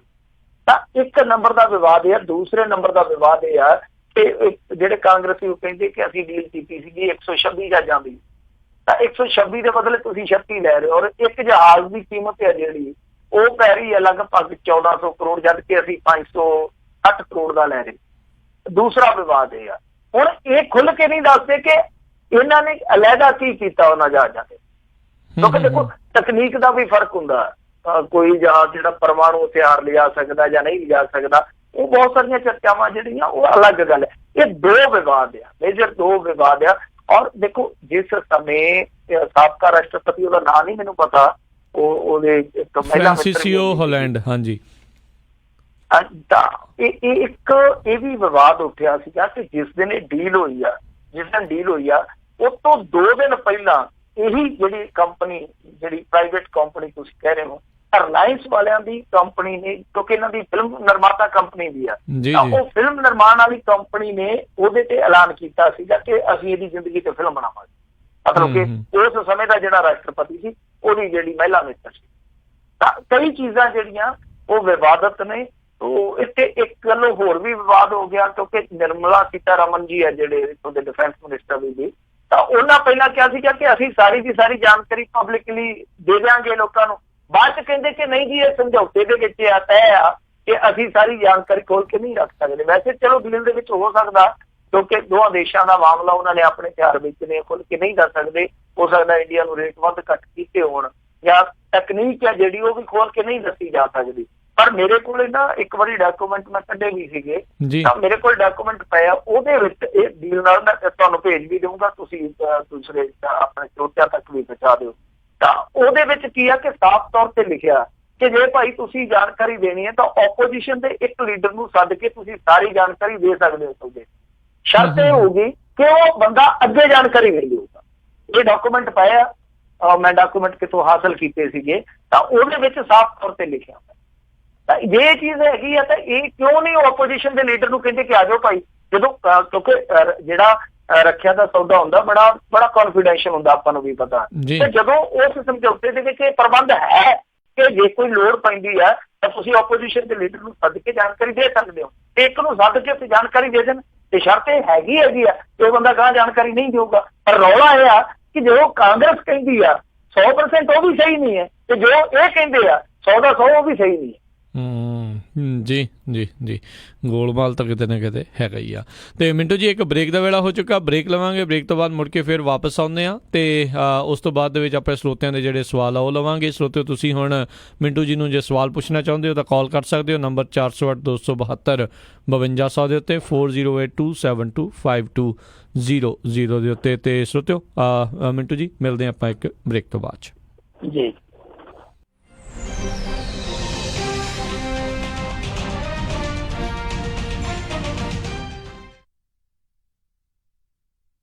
ਬੜਾ ਕੁੜਤਾ ਪਜਾਮਾ, ਤਿੱਲੇਦਾਰ ਜੁੱਤੀ, ਉਹ ਮਿੱਤਰਾ ਕਿੱਧਰ ਦੀਆਂ ਤਿਆਰੀਆਂ ਖਿੱਚੀਆਂ? ਉਹ ਮੈਂ ਤਿਆਰੀ ਕਰਦਾ ਕਿੰਗਸ ਸਪੋਰਟਸ ਕਲੱਬ ਸੈਕਰਾਮੈਂਟੋ ਵਾਲਿਆਂ ਦੇ 6ਵੇਂ ਵਰਲਡ ਕਬੱਡੀ ਕੱਪ ਦਾ, ਉਹ ਜਿਹੜਾ 29 ਸਤੰਬਰ ਸ਼ਨੀਚਰਵਾਰ ਨੂੰ ਗੁਰਦੁਆਰਾ ਸਾਹਿਬ ਦਸ਼ਮੇਸ਼ ਦਰਬਾਰ ਸੈਕਰਾਮੈਂਟੋ ਦੇ ਸਹਿਯੋਗ ਨਾਲ ਉਹਨਾਂ ਦੀਆਂ ਗਰਾਊਂਡਾਂ ਵਿੱਚ ਹੋ ਰਿਹਾ। 6ਵਾਂ ਵਰਲਡ ਕਬੱਡੀ ਕੱਪ ਸੈਕਰਾਮੈਂਟੋ, ਜਿੱਥੇ ਹੋਣਗੇ ਓਪਨ ਅਤੇ ਅੰਡਰ 25 ਦੇ ਮੁਕਾਬਲੇ, ਜਿਸ ਵਿੱਚ ਇੰਡੀਆ, ਪਾਕਿਸਤਾਨ, USA, ਕੈਨੇਡਾ ਤੇ ਇੰਗਲੈਂਡ ਤੋਂ ਚੋਟੀ ਦੇ ਖਿਡਾਰੀ ਪਹੁੰਚ ਰਹੇ ਹਨ। ਪਹਿਲਾ ਇਨਾਮ ਚੜ੍ਹਦਾ ਪੰਜਾਬ ਕਲੱਬ ਆਫ ਸੈਕਰਾਮੈਂਟੋ ਵੱਲੋਂ, ਦੂਜਾ ਇਨਾਮ ਮਾਈਕ ਬੋਪਾਰਾਏ ਬ੍ਰਦਰਜ਼ ਅਤੇ ਜਗਜੀਤ ਰਕੜਾ ਵੱਲੋਂ ਹੋਵੇਗਾ, ਤੀਜਾ ਇਨਾਮ ਚੂੜ ਸੰਘੇੜਾ, ਨਰਿੰਦਰ ਔਜਲਾ ਤੇ ਬਲਜਿੰਦਰ ਬਾਜਵਾ ਵੱਲੋਂ ਹੋਵੇਗਾ। ਬੱਚਿਆਂ ਦੇ ਲਈ ਵਿਸ਼ੇਸ਼ ਖੇਡਾਂ ਦਾ ਅਤੇ ਬੀਬੀਆਂ ਦੇ ਬੈਠਣ ਦੇ ਲਈ ਵਿਸ਼ੇਸ਼ ਪ੍ਰਬੰਧ ਹੋਵੇਗਾ। ਸੈਕਰਾਮੈਂਟੋ ਸ਼ੈਰਿਫ ਡਿਪਾਰਟਮੈਂਟ ਵੱਲੋਂ ਸਿਕਿਉਰਿਟੀ ਦਾ ਖਾਸ ਪ੍ਰਬੰਧ ਹੋਵੇਗਾ। ਸਮੂਹ ਪ੍ਰਬੰਧਕਾਂ ਵੱਲੋਂ ਬੇਨਤੀ ਹੈ, ਗੁਰਦੁਆਰਾ ਸਾਹਿਬ ਦੀਆਂ ਗਰਾਊਂਡ ਵਿੱਚ ਹੋ ਰਹੇ ਇਸ ਟੂਰਨਾਮੈਂਟ ਵਿੱਚ ਕੋਈ ਵੀ ਕਿਸੇ ਪ੍ਰਕਾਰ ਦਾ ਨਸ਼ਾ ਕਰਕੇ ਜਾਂ ਲੈ ਕੇ ਨਾ ਆਵੇ। ਹੋਰ ਜਾਣਕਾਰੀ ਲਈ ਕਾਲ ਕੰਦੂ ਰਮੀਦੀ 916 870 3303, ਸੀਤਲ ਸਿੰਘ ਨਿੱਜਰ 916 417 8897, ਬਲਜੀਤ ਬਾਸੀ 916 945 6758, ਗੁਰਮੇਕ ਢਿੱਲੋਂ 916 201 1863। ਤਾਂ ਪਹੁੰਚਣਾ ਨਾ ਭੁੱਲਿਓ। King Sports Club of Sacramento 6ਵਾਂ ਵਿਸ਼ਵ ਕਬੱਡੀ ਕੱਪ ਗੁਰਦੁਆਰਾ ਸਾਹਿਬ ਦਸ਼ਮੇਸ਼ ਦਰਬਾਰ ਦੀਆਂ ਗਰਾਊਂਡਸ ਵਿੱਚ 7733 ਐਲਗਰੋਵ ਫਲੋਰਿਨ ਰੋਡ ਸੈਕਰਾਮੈਂਟੋ, 29 ਸਤੰਬਰ ਸ਼ਨੀਚਰਵਾਰ। ਹਾਂਜੀ, ਮੈਂ ਹਾਂ ਰਾਜ, ਗੋ ਸੈਟੇਲਾਈਟ ਸਿਟੀ ਤੋਂ ਤੁਹਾਡਾ ਆਪਣਾ ਡਿਸ਼ ਲੋਕਲ ਰਿਟੇਲਰ। ਡਿਸ਼ ਪੂਰੇ USA ਦੇ ਵਿੱਚ ਇੰਟਰਨੈਸ਼ਨਲ ਪ੍ਰੋਗਰਾਮਸ ਦਾ ਟੌਪ ਦਾ ਪ੍ਰੋਵਾਈਡਰ ਹੈ, ਜਿਸ ਦੇ ਵਿੱਚ ਗੁਰਬਾਣੀ, ਤਾਜ਼ਾ ਤਰੀਨ ਖਬਰਾਂ ਦੇ ਨਾਲ ਤੁਸੀਂ ਦੇਖ ਸਕਦੇ ਹੋ ਆਪਣੇ ਮਨ ਪਸੰਦੀਦਾ ਕ੍ਰਿਕਟ ਦੇ ਮੈਚ ਅਤੇ ਕਬੱਡੀ ਵੀ। ਪੰਜਾਬ ਦੀ ਧਰਤੀ ਦੇ ਨਾਲ ਤੁਹਾਨੂੰ ਪੂਰੀ ਤਰ੍ਹਾਂ ਜੋੜ ਕੇ ਰੱਖਦਾ ਹੈ, ਜੋ ਕਿ ਤੁਹਾਨੂੰ ਉਪਲਬਧ ਕਰਵਾਉਂਦਾ ਹੈ ਜਸ ਪੰਜਾਬੀ, PTC ਤੇ ਵਿਲੋ ਕ੍ਰਿਕਟ। ਜੋ ਵੀ ਤੁਸੀਂ ਦੇਖਣਾ ਪਸੰਦ ਕਰਦੇ ਹੋ ਉਹੀ ਤੁਹਾਨੂੰ ਉਪਲਬਧ ਕਰਵਾਉਂਦਾ ਹੈ। ਪੰਜਾਬੀ ਪੈਕੇजेस ਚੋਂ ਪੰਜਾਬੀ ਮੈਗਾ ਪੈਕ ਤੇ ਸਪੈਸ਼ਲ ਆਫਰ। ਗੋ ਸੈਟੇਲਾਈਟ ਸਿਟੀ ਤੁਹਾਨੂੰ ਫ੍ਰੀ ਸਟੈਂਡਰਡ ਇੰਸਟਾਲੇਸ਼ਨ ਦੇ ਨਾਲ ਇੰਟਰਨੈਸ਼ਨਲ ਪੈਕੇਜ ਦੀ ਐਕਟੀਵੇਸ਼ਨ ਅਤੇ $100 ਦਾ ਗਿਫਟ ਕਾਰਡ ਵੀ ਦੇਣਗੇ। Jus Punjabi for you, PTC for you ਤੇ ਹੋਰ ਵੀ ਬਹੁਤ ਕੁਝ। ਇਸ ਦੇ ਬਾਰੇ ਹੋਰ ਜਾਣਕਾਰੀ ਲਈ ਕਾਲ ਗੋ ਸੈਟੇਲਾਈਟ ਸਿਟੀ 530 770 1192 530 770 1192 ਜਾਂ ਵਿਜ਼ਿਟ ਕਰੋ gosatcity.com। Restrictions apply. Call for details. ਉਹ ਜੈਸਮੀਨ ਦੀ ਮੰਗਣੀ ਤਾਂ ਹੋ ਗਈ, ਹੁਣ ਜੀ ਕਰਦਾ ਪਰੀਆਂ ਵਾਂਗ ਵਿਆਹ ਕਰਾਂ ਆਪਣੀ ਧੀ ਦਾ। ਉਹ ਓਹੋ ਜੀ, ਫਿਕਰ ਨਾ ਕਰੋ, ਤੁਹਾਡੀ ਪਰੀ ਦੇ ਸਾਰੇ ਚਾਅ ਪੂਰੇ ਕਰਾਂਗੇ। ਸੈਕਰਾਮੈਂਟੋ 'ਚ ਹੁਣ ਖੁੱਲ ਗਿਆ ਗ੍ਰੈਂਡ ਪਵੇਲੀਅਨ ਬੈਂਕੁਏਟ ਹਾਲ। 1000 ਤੋਂ ਵੱਧ ਗੈਸਟ ਦੀ ਕੈਪੈਸਿਟੀ ਤੇ 300 ਪੈਟੀਓ ਵਾਲਾ ਹਾਲ ਹੈ ਇੱਥੇ। ਓਏ ਵਾਹ! ਐ ਨਹੀਂ, ਇੱਥੇ ਮੰਡਪ ਦਾ ਵੀ ਖਾਸ ਪ੍ਰਬੰਧ ਹੈ। ਮੁੰਡੇ ਕੁੜੀ ਦੇ ਤਿਆਰ ਹੋਣ ਲਈ ਵਧੀਆ ਖੁੱਲੇ ਡੁੱਲੇ ਰੂਮ। ਜੋੜੀ ਦੀ ਐਂਟਰੀ ਸਪੈਸ਼ਲ ਪੌੜੀਆਂ ਤੋਂ ਹੁੰਦੀ ਹੈ, ਪਰੀ ਕਹਾਣੀਆਂ ਵਾਂਗ। ਬਿਲਕੁਲ ਨਵਾਂ ਸਜਿਆ ਹਾਲ। ਨਾਲ ਹੀ ਦੂਜੇ ਹਾਲ 'ਚ ਜਾਗੋ ਜਾਂ ਪਾਰਟੀ ਵੀ ਕਰ ਸਕਦੇ ਹੋ। 300 ਮਹਿਮਾਨਾਂ ਦੇ ਬੈਠਣ ਦਾ ਖਾਸ ਪ੍ਰਬੰਧ। ਵਧੀਆ ਸਵਾਦ ਖਾਣਾ ਪੂਜਾ ਇੰਡੀਅਨ ਗ੍ਰਿਲ ਵੱਲੋਂ। ਤੇ ਪਾਰਕਿੰਗ? ਉਹਦੀ ਤਾਂ ਟੈਨਸ਼ਨ ਹੀ ਨਾ ਲਓ, ਵਧੀਆ ਖੁੱਲੀ ਡੁੱਲੀ ਪਾਰਕਿੰਗ। ਬਸ ਛੇਤੀ ਕਾਲ ਕਰੋ ਤੇ ਅੱਜ ਹੀ ਬੁੱਕ ਕਰਾਓ। ਗ੍ਰੈਂਡ ਪਵੇਲੀਅਨ ਬੈਂਕੁਏਟ ਹਾਲ, 26 ਮੈਸੀ ਕੋਰਟ, ਸੈਕਰਾਮੈਂਟੋ। ਫੋਨ 9167307822 ਤੇ 9163963853। ਯਾਦ ਹੈ ਨਾ? ਗ੍ਰੈਂਡ ਪਵੇਲੀਅਨ ਬੈਂਕੁਏਟ ਹਾਲ, ਸੈਕਰਾਮੈਂਟੋ। ਇੰਡੀਆ ਮਾਰਕੀਟ ਦੀਆਂ ਦੋਨੋਂ ਲੋਕੇਸ਼ਨਸ ਤੇ ਲੱਗ ਚੁੱਕੀ ਹੈ ਭਾਰੀ ਸੇਲ, ਜਿੱਥੋਂ ਖਰੀਦ ਸਕਦੇ ਹੋ ਇੰਡੀਅਨ, ਪਾਕਿਸਤਾਨੀ ਅਤੇ ਫਿਜ਼ੀਅਨ ਗਰੋਸਰੀ ਅਤੇ ਹਰ ਇੱਕ ਤਰ੍ਹਾਂ ਦਾ ਪੂਜਾ ਦਾ ਸਮਾਨ, ਤਾਜ਼ੀਆਂ ਸਬਜ਼ੀਆਂ, ਫਲ ਫਰੂਟ ਅਤੇ ਮਠਿਆਈਆਂ। ਆਰਗੈਨਿਕ ਗਰੋਸਰੀ ਦੇ ਨਾਲ-ਨਾਲ ਪੰਜਾਬੀ ਰੇਡੀਓ USA ਦੇ ਸੈੱਟ ਵੀ ਮਿਲਦੇ ਹਨ ਅਤੇ ਲੈ ਸਕਦੇ ਹੋ ਗੁਰਬਾਨੀ ਰੇਡੀਓ। ਇਹ ਸੈਕਰਾਮੈਂਟੋ ਦੇ ਸਾਰੇ ਸਟੋਰਾਂ ਦਾ ਪ੍ਰਾਈਸ ਮੈਚ ਕਰਦੇ ਹਨ ਅਤੇ ਇਹਨਾਂ ਤੋਂ ਤੁਸੀਂ ਆਈਬ੍ਰੋ ਥ੍ਰੈਡਿੰਗ ਵੀ ਕਰਵਾ ਸਕਦੇ ਹੋ। Roseville location 1265 Pleasant Grove Boulevard number 100, Human Learning Center ਦੇ ਬਿਲਕੁਲ ਨਾਲ ਅਤੇ Arco AM/PM ਗੈਸ ਸਟੇਸ਼ਨ ਦੇ ਬਿਲਕੁਲ ਪਿੱਛੇ। ਤੇ Roseville ਲੋਕੇਸ਼ਨ ਦੇ ਲਈ ਗੱਲ ਕਰ ਸਕਦੇ ਹੋ ਵਰਿੰਦਰ ਜੀ ਨਾਲ 9167867666 916 786 7666 ਅਤੇ ਐਂਟਲੋਪ ਲੋਕੇਸ਼ਨ ਦੇ ਵਾਸਤੇ 5203 Elkhorn Boulevard, Antelope। ਵਧੇਰੇ ਜਾਣਕਾਰੀ ਲਈ ਗੱਲ ਕਰ ਸਕਦੇ ਹੋ ਕਸ਼ਮੀਰ ਜੀ ਨਾਲ 9163385511 916 338 5511। India market Indian saver wholesale printing ਵਾਲਿਆਂ ਤੋਂ ਬਣਵਾ ਸਕਦੇ ਹੋ 1000 ਬਿਜ਼ਨਸ ਕਾਰਡ ਸਿਰਫ ਹੀ $45 ਵਿੱਚ। Outdoor banner $699 per square feet. Banner with stand ਸਿਰਫ $135 ਵਿੱਚ। 10 ਬਾਈ 10 ਦਾ event tent with hardware and fabric ਤੁਹਾਡੇ ਲੋਗੋ ਅਤੇ ਐਡ ਦੇ ਨਾਲ ਸਿਰਫ ਹੀ $1399 ਵਿੱਚ। Flyer, brochure, postcard, poster, presentation folder, hang tags, envelopes, roll label, sticker ਅਤੇ ਇਹ ਐਵਰੀ ਡੋਰ ਡਾਇਰੈਕਟ ਮੇਲ ਦੀ ਸਰਵਿਸ ਵੀ ਦਿੰਦੇ ਹਨ। 9165255476 916 525 5476। Indian saver wholesale printing press. Obamacare covered California ਦੀਆਂ ਐਪਲੀਕੇਸ਼ਨਾਂ ਬਹੁਤ ਹੀ ਜਲਦ ਸ਼ੁਰੂ ਹੋਣ ਜਾ ਰਹੀਆਂ ਹਨ। ਜੇ ਤੁਸੀਂ ਵੀ ਆਪਣੇ ਪਲਾਨ ਚੇਂਜ ਜਾਂ ਨਵੀਂ ਐਪਲੀਕੇਸ਼ਨ ਕਰਵਾਉਣੀ ਚਾਹੁੰਦੇ ਹੋ ਤਾਂ ਅੱਜ ਹੀ ਸੰਪਰਕ ਕਰੋ ਖਾਲਸਾ ਇੰਸ਼ੋਰੈਂਸ ਏਜੰਸੀ 408 272 2500 4082722500 ਜੋ ਕਿ ਸਾਲ 2014 ਤੋਂ ਹਜ਼ਾਰਾਂ ਹੀ ਕਸਟਮਰਜ਼ ਨੂੰ ਇਹ ਸੇਵਾਵਾਂ ਦੇ ਰਹੇ ਹਨ। ਤੁਹਾਨੂੰ ਆਫਿਸ ਦੇ ਵਿੱਚ ਵਿਜ਼ਿਟ ਕਰਨ ਦੀ ਕੋਈ ਜ਼ਰੂਰਤ ਨਹੀਂ। License by California department of insurance number 0F89805।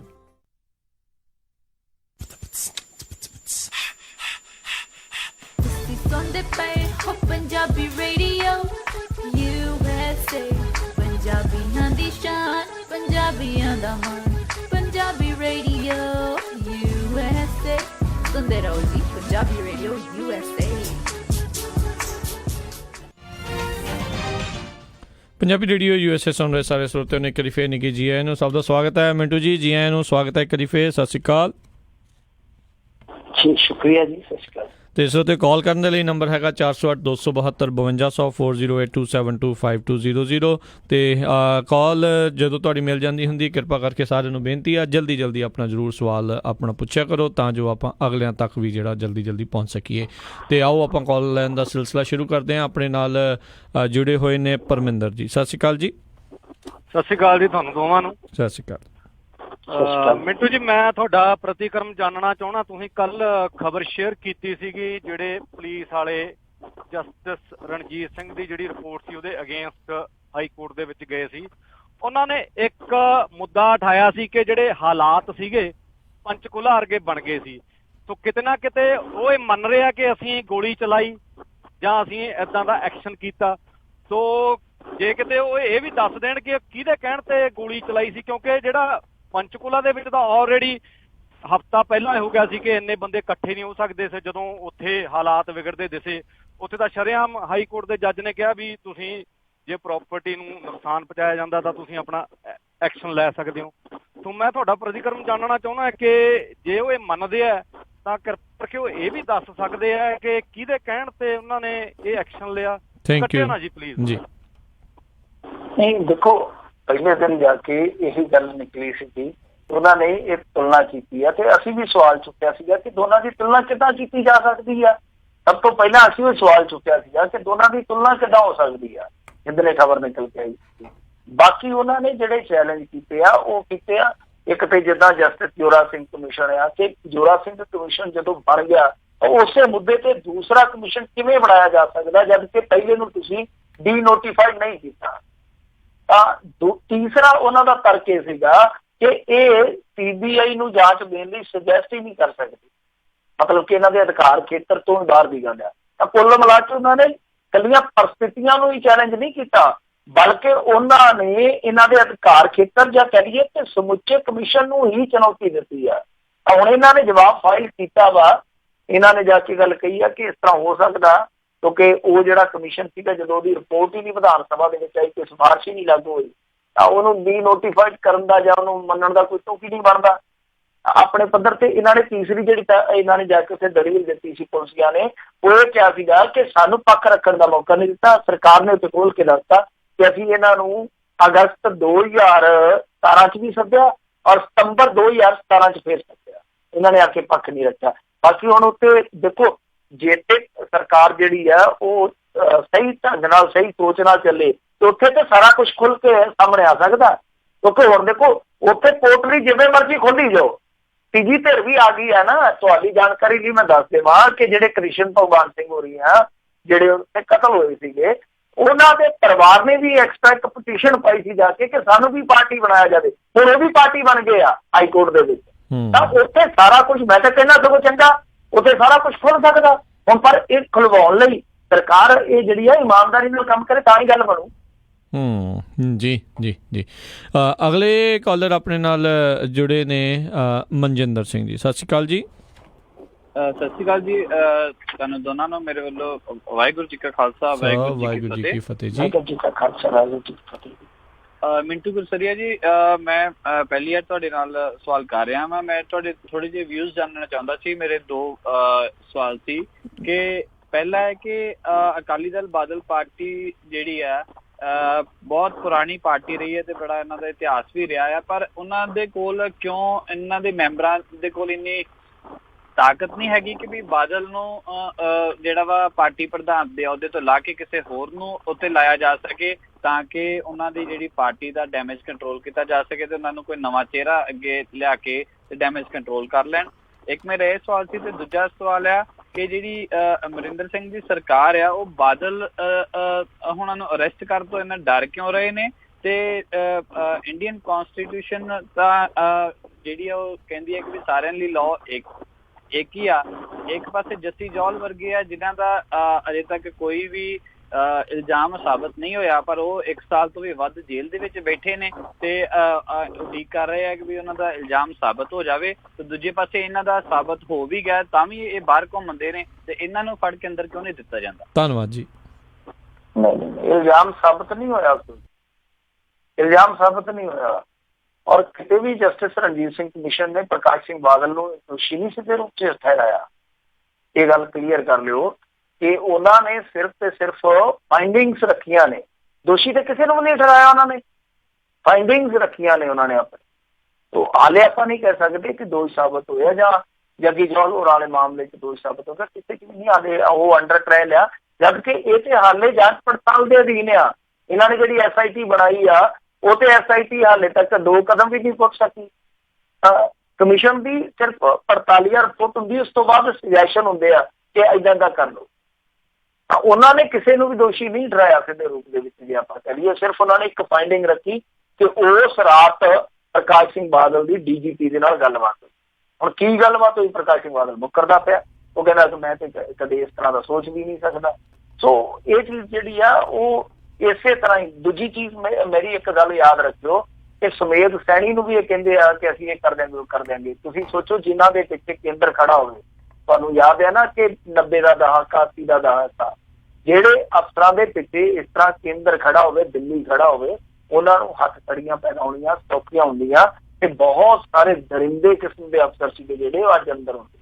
ਇੱਥੇ ਇੱਕ ਪਿੱਛੇ ਜੇ ਮਰਿਆ ਨਾ ਬਹੁਤ ਵੱਡਾ ਅਫਸਰ ਪੁਲਿਸ ਦਾ ਸਾਬਕਾ ਅਫਸਰ, ਤੇ ਉਹਦੇ ਲਈ ਇੱਥੋਂ ਐਂਬੂਲੈਂਸਾਂ ਜਾਂਦੀਆਂ ਰਹੀਆਂ ਆਖਰੀ ਦਮ ਤੱਕ ਪੰਜਾਬ 'ਚ। ਮੈਨੂੰ ਵੀ ਲੱਗਦਾ ਕਿ ਸੌਖਾ ਕੰਮ ਆ ਔਰ ਪ੍ਰਕਾਸ਼ ਸਿੰਘ ਬਾਦਲ ਨੂੰ ਗ੍ਰਿਫਤਾਰ ਕਰ ਲੈਣਗੇ। ਔਰ ਪ੍ਰਕਾਸ਼ ਸਿੰਘ ਬਾਦਲ ਨੂੰ ਗ੍ਰਿਫਤਾਰ ਕਰਕੇ ਮੈਂ ਅੱਗੇ ਵੀ ਕਿਹਾ ਸੀਗਾ ਕੀ ਕਰ ਲੈਣਗੇ, ਉਹਨੇ ਜਾਂਦੇ ਕਹਿ ਦੇਣਾ ਕਿ ਮੇਰੀ ਛਾਤੀ 'ਚ ਦਰਦ ਆ, ਉਹ ਤੇਰੇ ਲਗਜ਼ਰੀ ਹਸਪਤਾਲ 'ਚ ਪੈ ਜਾਊਗਾ, ਅਕਾਲੀਆਂ ਨੂੰ ਇੱਕ ਮੌਕਾ ਹੋਰ ਮਿਲ ਜਾਣਾ। ਉਹ ਹਾਲੇ ਇਹ ਸਾਰਾ ਕੁਛ ਹੈ ਜਿਹੜਾ ਮੇਰੇ ਖਿਆਲ ਦੇ ਨਾਲ ਕਲਪਨਾ ਤੋਂ ਸਿਵਾ ਕੱਖ ਨਹੀਂ ਹੈ। ਕਲਪਨਾ ਜਿੰਨੀ ਮਰਜ਼ੀ ਤਰੀਕੇ ਦੀ ਇਹ ਮਾਮਲਾ ਤਣ ਪੱਤਨ ਤਾਂ ਲੱਗ ਸਕਦਾ ਸੀਗਾ ਜੇ ਇਹ ਫਾਸਟ ਟਰੈਕ ਤੇ ਚੱਲ ਕੇ ਫਾਸਟ ਇਨਕੁਆਇਰੀ ਕਰਦੇ। ਇਹਨਾਂ ਨੇ ਤੇ ਕਮਿਸ਼ਨ ਹੈ ਜਿਹੜਾ ਬਿਠਾਲ ਕੇ 1.5 ਸਾਲ ਉਹ ਲਾ ਦਿੱਤਾ ਤੇ ਉਹ ਕਮਿਸ਼ਨ ਨੂੰ ਵੀ ਤਾਂ ਚੈਲੰਜ ਹੋਇਆ ਬੈਠਾ, ਉਹਦੇ ਵਿੱਚ ਵੀ ਇਹਨਾਂ ਦੇ ਵਕੀਲ ਨਹੀਂ ਪੇਸ਼ ਹੁੰਦਾ ਚੱਕ ਨਾਲ। ਉਹ ਦੂਸਰਾ ਸਵਾਲ ਮੈਨੂੰ ਤੁਹਾਡਾ ਉਹ ਕਹਿੰਦੇ ਵੀ ਅਕਾਲੀ ਦਲ ਜਿਹੜਾ ਬਾਦਲ ਆ ਵੀ ਪੁਰਾਣੀ ਪਾਰਟੀ ਹੈ, ਅਕਾਲੀ ਦਲ ਵੀ ਪਰ ਜਿਹਦੇ ਨਾਂ 'ਚ ਹੀ ਬਾਦਲ ਆ ਗਿਆ। ਹਾਂ ਬਿਲਕੁਲ, ਅਕਾਲੀ ਦਲ ਬਾਦਲ ਉਹਨਾਂ ਨੇ ਨਾਂ ਨਾਲ ਬਾਦਲ ਲਾਇਆ ਔਰ ਸਾਰੇ ਕੋਰ ਕਮੇਟੀ ਕੀ ਸਾਰੇ ਉਹਨਾਂ ਦੇ ਆਪਣੇ ਪੱਖ 'ਚ ਬੰਦੇ, ਉਹਨਾਂ ਨੂੰ ਪ੍ਰਧਾਨ ਜੀ ਕਬੂਲ ਆ। ਆਪਾਂ ਕਿਵੇਂ ਕਹਿ ਦਈਏ ਕਿ ਬਗਾਵਤ ਕਰ ਲਓ ਤੇ ਕਹਿੰਦੇ ਕਿ ਨਹੀਂ ਪ੍ਰਧਾਨ ਜੀ ਕਬੂਲ ਹੈ। ਉਹ 2 ਦਿਨ ਬੋਲੇ ਸੀਗੇ ਔਰ ਬੋਲਦੇ ਵੀ ਆ ਜਿਹੜੇ ਇਹਨਾਂ ਦੇ ਵੱਡੇ ਸੀਨੀਅਰ ਸਿਟੀਜ਼ਨ ਆ ਜਿਹੜੇ ਉਹ ਬੋਲਦੇ ਵੀ ਬੜਾ ਨਾਪ ਤੋਲ ਕੇ ਆ। 2 ਦਿਨ ਉਹ ਮਾੜਾ ਜਿਹਾ ਬੋਲਦੇ ਆ ਕਿ ਚਲੋ ਲੋਕਾਂ ਦੀਆਂ ਇਕੱਠਣੀਆਂ ਕਰ ਦਈਏ, ਤੀਜੇ ਦਿਨ ਫਿਰ ਉਹ ਉਹਨਾਂ ਦੀ ਬੋਲੀ ਜਿਹੜੀ ਬਦਲੀ ਹੁੰਦੀ ਆ। ਤਾਂ ਮੈਨੂੰ ਨਹੀਂ ਲੱਗਦਾ ਕਿ ਇਹਦੇ ਸੁਖਬੀਰ ਸਿੰਘ ਬਾਦਲ ਦੇ ਚਿਹਰੇ ਨੂੰ ਜਾਂ ਕੱਦ ਨੂੰ ਕੋਈ ਚੈਲੰਜ ਕਰੂਗਾ ਪਾਰਟੀ ਦੇ ਵਿੱਚ, ਤੇ ਏਦਾਂ ਹੀ ਚੱਲੂਗਾ। ਪਰ ਇੱਕ ਚੀਜ਼ ਵੇਖਣ ਵਾਲੀ ਆ, ਤੁਸੀਂ ਸ਼ਾਇਦ ਨੋਟ ਕਰੋ ਜਾਂ ਨਾ ਕਰੋ, ਮੈਂ ਜਿਹੜੀ ਚੀਜ਼ ਨੋਟ ਕਰਦਾ ਪਿਆ ਇਸ ਸਮੇਂ, ਤੁਸੀਂ ਮੰਨੋ ਜਾਂ ਨਾ ਮੰਨੋ, ਮੇਰੀ ਗੱਲ ਨਾਲ ਮੁੱਤਫਿਕ ਹੋਣਾ ਕੋਈ ਜ਼ਰੂਰੀ ਨਹੀਂ ਹੈ। ਇਸ ਸਮੇਂ ਏਦਾਂ ਹੀ ਲੱਗਦਾ ਕਿ ਮੁੱਖ ਆਪੋਜੀਸ਼ਨ ਅਕਾਲੀ ਆ।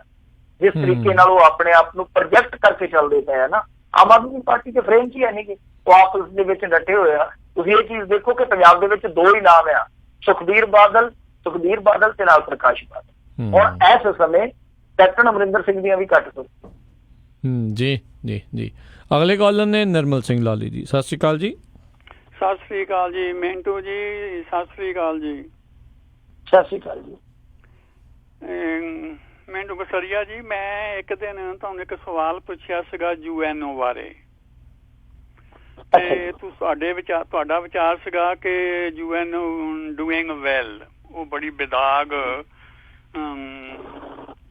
UNO ਮਤਲਬ ਸੰਸਥਾ ਜਿਹੜੀ ਆ। ਪਰ ਮੇਰਾ ਸਵਾਲ ਇਹ ਆ ਵੀ ਪਾਕਿਸਤਾਨ ਤੇ ਹਿੰਦੁਸਤਾਨ ਦੇ ਇੰਨੇ ਸਾਲਾਂ ਦੇ ਵਿੱਚ ਕੀ ਕੁਝ ਹੋਇਆ, ਕੀ ਹੋ ਰਿਹਾ, ਤੇ ਕੀ ਇਹ UNO ਜਿਹੜੀ ਆ ਉਹ 'ਚ ਉਹ ਦਖਲ ਨਹੀਂ ਦੇ ਸਕਦੀ ਕਿ ਉਹ ਅਧਿਕਾਰ ਖੇਤਰ ਵਿੱਚ ਨਹੀਂ ਆਉਂਦਾ? ਦੇਖੋ, ਪਹਿਲੀ ਗੱਲ ਮੈਂ ਤੇ UN ਦਾ ਸਵਾਲ ਹੈ ਜਿਹੜਾ ਉਹ ਪਹਿਲੀ ਮਰਤਬਾ ਸੁਣ ਰਿਹਾ ਹੈ ਪੰਜਾਬੀ ਰੇਡੀਓ ਜੀ। ਮੈਨੂੰ ਨਹੀਂ ਯਾਦ ਤੁਸੀਂ ਕਿਸ ਨੂੰ ਪੁੱਛਿਆ। ਦੂਜੀ ਚੀਜ਼ ਇਹ ਆ ਕਿ UN ਦਾ ਦਖਲ ਹੈ ਜਿਹੜਾ ਉਹ ਕੁਛ ਹੱਦ ਤੱਕ ਹੁੰਦਾ ਹੈ ਕਿ ਦੋਵੇਂ ਦੇਸ਼ ਸਹਿਮਤੀ ਨਾਲ ਕਿਸੇ ਨੁਕਤੇ ਤੇ ਆ ਜਾਣ ਤਾਂ ਹੁੰਦਾ UN ਦਾ ਜ਼ਬਰਦਸਤੀ ਨਹੀਂ ਹੁੰਦਾ ਕਿ ਉਹ ਜ਼ਬਰਦਸਤੀ ਜਾ ਕੇ ਇੰਟਰਫੇਅਰ ਕਰਨਗੇ। ਸੋ UN ਦਾ ਇੱਕ ਸੀਮਤ ਦਾਇਰਾ ਜੋ ਹੋਣਾ ਚਾਹੀਦਾ ਸੀਗਾ। ਵੈਸੇ ਤੇ ਜਿਹੜੀ ਪੁਆੜੇ ਦੀ ਜੜ ਹੈ ਜੇ ਤੁਸੀਂ ਦੇਖੋਗੇ ਤੇ ਉਹ ਤੇ ਹੈ ਹੀ ਇੱਥੋਂ ਪੈਦਾ ਕੀਤੀ ਹੋਈ ਆ, ਇਹਨਾਂ ਲੋਕਾਂ ਦੀ ਪੈਦਾ ਕੀਤੀ ਹੋਈ ਪੁਆੜੇ ਦੀ ਜੜ ਹੈ ਜਿਹੜੀ ਕਸ਼ਮੀਰ ਸਮੱਸਿਆ, ਭਾਰਤ ਪਾਕਿਸਤਾਨ ਦਾ ਬਟਵਾਰਾ ਇੱਕ ਅਲੱਗ ਵਿਸ਼ਾ। ਜਿਨ੍ਹਾਂ ਲੋਕਾਂ ਨੇ ਪੈਦਾ ਕੀਤੀ ਹੈ ਉਹ ਕਿਉਂ ਸੁਲਝਾਉਣਗੇ? ਜਿਨ੍ਹਾਂ ਦੇ ਹਥਿਆਰ ਵਿਕਦੇ ਆ ਉਹ ਕਿਉਂ ਇੱਥੇ ਸ਼ਾਂਤੀ ਆਉਣ ਦੇਣਗੇ, ਕਿਵੇਂ ਅਮਨ ਆਉਣ ਦੇਣਗੇ? ਸੋਚਣ ਵਾਲੀ ਗੱਲ ਹੈ। ਬਾਕੀ UN ਹੈ ਜਿਹੜਾ UN ਨਹੀਂ, ਮੇਰੇ ਖਿਆਲ ਦੇ ਨਾਲ ਉਹ ਮੈਂ ਨਹੀਂ ਬਦਾਗ ਕਹਿ ਸਕਦਾ। ਜੇ ਬਦਾਗ ਹੁੰਦਾ ਤੇ ਜਦੋਂ ਹੰਗਰੀ ਨੇ ਆਜ਼ਾਦੀ ਲੈਣੀ ਸੀ ਉਦੋਂ ਤੇ ਸਾਰਾ ਕੁਛ ਠੀਕ ਹੋ ਗਿਆ, ਤੇ ਅੱਜ ਜਦੋਂ ਕੈਟਲੋਨੀਆ ਵਾਲੇ ਰੌਲਾ ਪਾਉਂਦੇ ਪਏ, ਵਿਲਕਦੇ ਪਏ, ਅੱਜ UN ਸੁੱਤਾ ਪਿਆ ਐਲਪਰਾਜ਼ੋਲ ਖਾ ਕੇ। ਉਹਨਾਂ ਨੂੰ ਦੇ ਦੇਣ ਆਜ਼ਾਦੀ। ਯੂਰਪ ਦੇ ਵਿੱਚੋਂ ਕਿੰਨੇ ਦੇਸ਼ਾਂ ਨੇ ਆਜ਼ਾਦੀ ਲਈ ਹੈ ਨਾ। ਹੁਣ ਕੀ ਸੱਪ ਸੁਣਦੇ ਉਹਨਾਂ ਨੂੰ ਜਦੋਂ ਉਹ ਮੰਗਦੇ ਆ ਜਾਂ ਉਹ ਕੁਰਦਿਸਤਾਨ ਵਾਲੇ ਮੰਗਦੇ ਆ। ਸੋ ਮੈਂ ਨਹੀਂ ਕਿਹਾ ਹੋਊਗਾ ਕਿ UN ਜਿਹੜਾ ਬੜਾ ਵਿਦਾਗਤਾ ਨਾਲ ਜਾਂ ਬੇਬਾਕਤਾ ਨਾਲ ਕੰਮ ਕਰਦਾ। ਮਾਫ ਕਰਨਾ, ਮੈਂ ਤੇ ਇਹ ਕਹਿਣਾ ਕਿ UN ਜਿਹੜਾ ਉਹ ਇਸ ਸਮੇਂ ਕਾਗਜ਼ੀ ਤਲਵਾਰ ਤੋਂ ਵੱਧ ਕੁਛ ਨਹੀਂ ਹੈ। ਔਰ ਅਮਰੀਕਾ ਲਈ ਤੁਹਾਨੂੰ ਪਤਾ ਹੀ ਹੈ ਜਿਸ ਤਰ੍ਹਾਂ ਨਾਲ ਉਹ ਕੰਮ ਕਰਦਾ। ਬਿਲਕੁਲ ਇਹ ਤਾਂ ਬ੍ਰਾਂਚ ਹੀ ਆ ਜੀ ਇਹਨਾਂ ਦੀ ਤਰੀਕੇ ਦੇ ਨਾਲ ਉੱਥੇ ਇੱਕ ਹਿਸਾਬ ਦੇ ਨਾਲ ਜਾਣ ਦੇ ਲਈ। ਕੋਈ ਬਿਊਰੋਕ੍ਰੇਸੀ ਜ਼ਿਆਦਾ, ਕਰਪਸ਼ਨ ਉੱਥੇ ਹੈਗੀ ਹੈ ਉੱਥੇ, ਹੋਰ ਕੁਛ ਮੈਨੂੰ ਲੱਗਦਾ ਜ਼ਿਆਦਾ ਕੰਮਕਾਰ ਤਾਂ ਉੱਥੇ ਘੱਟ ਹੀ ਆ। ਅਮਰੀਕ ਸਿੰਘ ਜੀ, ਸਤਿ ਸ਼੍ਰੀ ਅਕਾਲ ਜੀ। ਸਤਿ ਸ਼੍ਰੀ ਅਕਾਲ ਜੀ। ਸਤਿ ਸ਼੍ਰੀ ਅਕਾਲ। ਮੈਨੂੰ ਲੱਗਦਾ ਜੀ ਪੰਜਾਬ ਤੋਂ ਖਬਰ ਕੋਈ ਚੰਗੀ ਤਾਂ ਮਿੰਟੂ ਜੀ ਆ ਨਹੀਂ ਰਹੀ।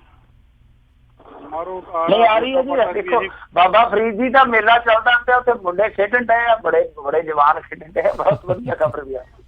ਤੇ ਉਹ ਗੱਲ ਹੈ ਬਈ ਜਿਹੜੇ ਹਾਲਾਤ ਆ ਨਾ ਮਾਰ ਧਾੜ ਦੇ ਜ਼ਿਆਦਾ, ਅਜੇ ਜਿੱਦਣ ਇਲੈਕਸ਼ਨਾਂ ਦੇ ਰਿਜ਼ਲਟ ਹੋਣੇ ਉਦੋਂ ਕੀ ਕੁਛ ਹੋਣਾ, ਪੰਚਾਇਤੀ 'ਚ ਬਹੁਤ ਕੁਛ ਹੋਣਾ। ਮੈਂ ਇੱਕ ਸੁਝਾਅ ਤੁਹਾਨੂੰ ਦੇਣਾ ਚਾਹੁੰਦਾ ਪੱਤਰਕਾਰ ਵੀਰਾਂ ਨੂੰ, ਜੇ ਚੰਗਾ ਲੱਗਾ ਤਾਂ ਜਦੋਂ ਪ੍ਰੈਸ ਕਾਨਫਰੰਸ ਹੁੰਦੀ ਹੈ ਨਾ ਬਾਦਲ ਕਿਆਂ ਛਾਦਲ ਕਿਆਂ ਦੀ, ਤੇ ਆਪਣਾ ਵਿਚਾਰ ਰੱਖਿਆ ਕਰੋ ਕਿ ਹਲਕੇ ਪਏ ਆ, ਕਿਤੇ ਘਰੂੜ ਘਰਾੜ ਦਮ ਦੁਬਰਾ ਮਾਰਦੇ, ਕੋਈ ਚੰਗੀਆਂ ਖਬਰਾਂ ਸੁਣਨ ਨੂੰ ਫਿਰ ਮਿਲਣਗੀਆਂ। ਪੱਤਰਕਾਰ ਥੋੜੇ ਹੌਸਲਾ ਬਣਾ ਕੇ ਰੱਖਿਆ ਕਰੋ ਇਹਨਾਂ ਤੋਂ, ਇਹ ਹਲਕ ਗਏ ਆ, ਇਹਨਾਂ ਦੇ ਹਾਲਾਤ ਮਾੜੇ ਆ ਪਹਿਲੇ, ਤੇ ਤੂੰ ਇਹ ਵਿਚਾਰ ਰੱਖੋ ਆਪਣਾ, ਮੈਂ ਤਾਂ ਇਹੀ ਕਹੂੰਗਾ ਜੀ। Thank you.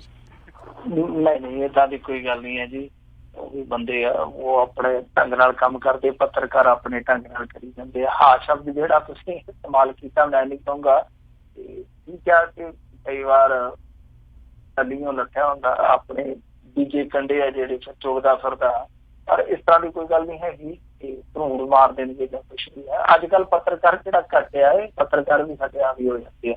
ਖੈਰ ਜਿੱਦਾਂ ਮਰਜ਼ੀ ਆ, ਰਾਜਨੀਤੀ ਕਰਨ ਦਾ ਉਹਨਾਂ ਨੂੰ ਕੋਈ ਅਧਿਕਾਰ ਆ, ਹੱਕ ਉਹ ਵਰਤਦੇ ਪਏ ਆ, ਕਿਤੇ ਹੈ ਨਹੀਂ ਗਾ ਕਿ ਕੋਈ ਇਲੀਗਲ ਕੰਮ ਕਰਦੇ। ਪਰ ਜਿਸ ਤਰ੍ਹਾਂ ਦੀ ਰਾਜਨੀਤੀ ਚੱਲਦੀ ਪਈ ਪੰਜਾਬ ਦੇ ਵਿੱਚ, ਉਹਨੂੰ ਲੈ ਕੇ ਚਿੰਤਾ ਹੋਣੀ ਚਾਹੀਦੀ ਹੈ ਕਿ ਉਹ ਮਾਡਲ ਹੈ ਜਿਹੜਾ ਰਾਜਨੀਤੀ ਦਾ, ਉਹ ਹਜਮ ਹੋ ਰਿਹਾ ਜਨਤਾ।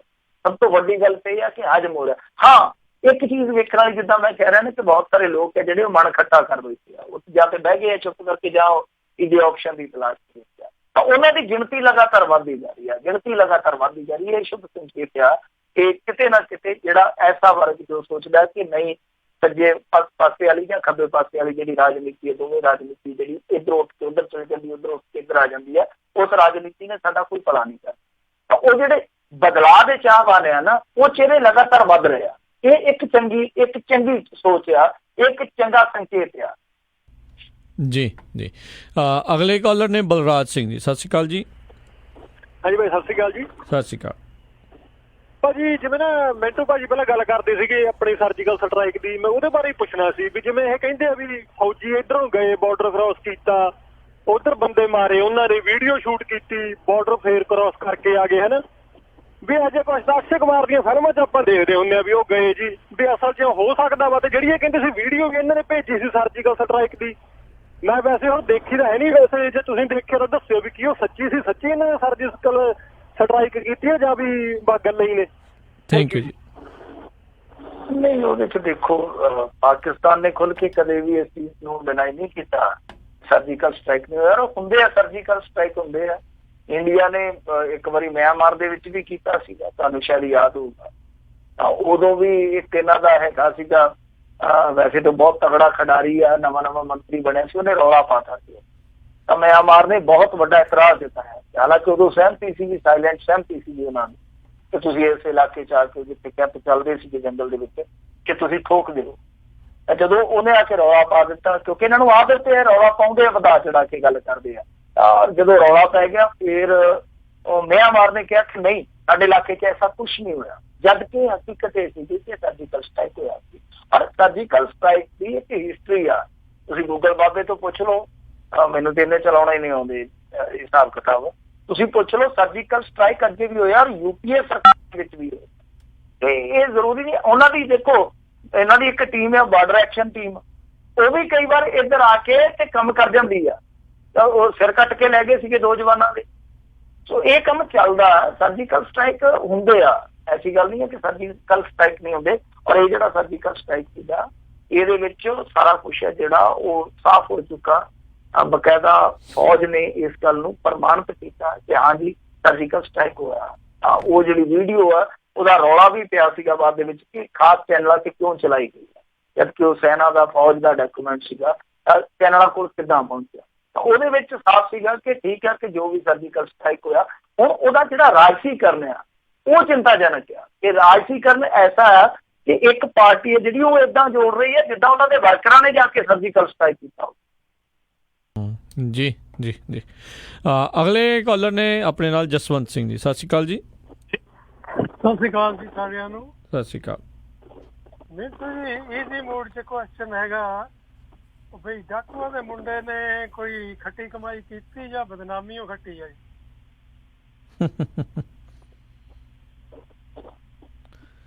ਕਦੀ ਇਹ ਗੱਲ ਕਰਦੇ ਮੂਵੀ ਦੀ? ਹਾਂਜੀ ਹਾਂਜੀ ਨਹੀਂ ਮੂਵੀ ਦੀ ਦੇਖੋ ਸਾਲ ਦੀ ਹੁਣ ਤੱਕ ਦੀ ਸਭ ਤੋਂ ਹਿੱਟ ਫਿਲਮ ਆ, ਤੇ ਖੱਟੀ ਤੇ ਫਿਰ ਹੋਣੀ ਆ, ਖੱਟੀ ਹੋਣੀ ਆ। ਬਦਨਾਮੀ ਮੈਨੂੰ ਦੇ ਦਿਓ, ਖੱਟੀ ਉਹਨਾਂ ਨੂੰ ਦੇ ਦਿਓ, ਠੀਕ ਹੈ। ਮੈਂ ਬਦਨਾਮੀਆਂ ਬਚਪਨ ਤੋਂ ਚੱਲਦਾ ਆ, ਮੈਂ ਇਹੀ ਚੱਲਣਾ। ਜੀ ਜੀ, ਐਸੀ ਕੋਈ ਗੱਲ ਨਹੀਂ ਆ, ਬੜੀ ਪ੍ਰੇਰਨਾ ਸਰੋਤ ਜਿਹੜੀਆਂ ਚੀਜ਼ਾਂ ਹੁੰਦੀਆਂ ਆ। ਦੇਖੋ ਕਿੱਦਾਂ ਦਲਦਲ ਦੇ ਵਿੱਚੋਂ ਬਾਹਰ ਨਿਕਲਣਾ ਆ। ਜੇ ਕੋਈ ਇੰਸਪਾਇਰ ਕਰ ਸਕਦਾ, ਪ੍ਰੇਰਨਾ ਦੇ ਸਕਦਾ, ਉਤੋਂ ਆਪਾਂ ਨੂੰ ਪ੍ਰੇਰਨਾ ਲੈ ਲੈਣੀ ਚਾਹੀਦੀ ਆ। ਅਗਲੇ ਕਾਲਰ ਆਪਣੇ ਨਾਲ ਜੁੜੇ ਨੇ ਹਰਵਿੰਦਰ ਜੀ। ਸਤਿ ਸ਼੍ਰੀ ਅਕਾਲ ਜੀ। ਸਤਿ ਸ਼੍ਰੀ ਅਕਾਲ ਬਾਈ ਜੀ, ਰਾਜਕਾਰ ਬਾਈ ਮੈਂਟੂ ਜੀ, ਸਤਿ ਸ਼੍ਰੀ ਅਕਾਲ ਬਾਈ। ਸਤਿ ਸ਼੍ਰੀ ਅਕਾਲ। ਸਤਿ ਸ਼੍ਰੀ ਅਕਾਲ ਬਾਈ ਜੀ। ਤੁਸੀਂ ਬਾਈ ਮੈਂਟੂ ਨੇ ਇੱਕ ਕੁਐਸਚਨ ਦੇ ਆਨਸਰ ਵਿੱਚ ਹੁਣੇ ਦੱਸਿਆ ਸੀਗਾ ਵੀ ਜਿਹੜਾ ਜਸਟਿਸ ਰਣਜੀਤ ਸਿੰਘ ਜੀ ਦੇ ਕਮਿਸ਼ਨ ਨੇ ਸਿਰਫ ਉਹਨਾਂ ਦੀਆਂ ਫਾਈਂਡਿੰਗਸ ਆ, ਉਹਨਾਂ ਨੇ ਕਿਸੇ ਨੂੰ ਦੋਸ਼ੀ ਨਹੀਂ ਠਹਿਰਾਇਆ ਹੈਗਾ।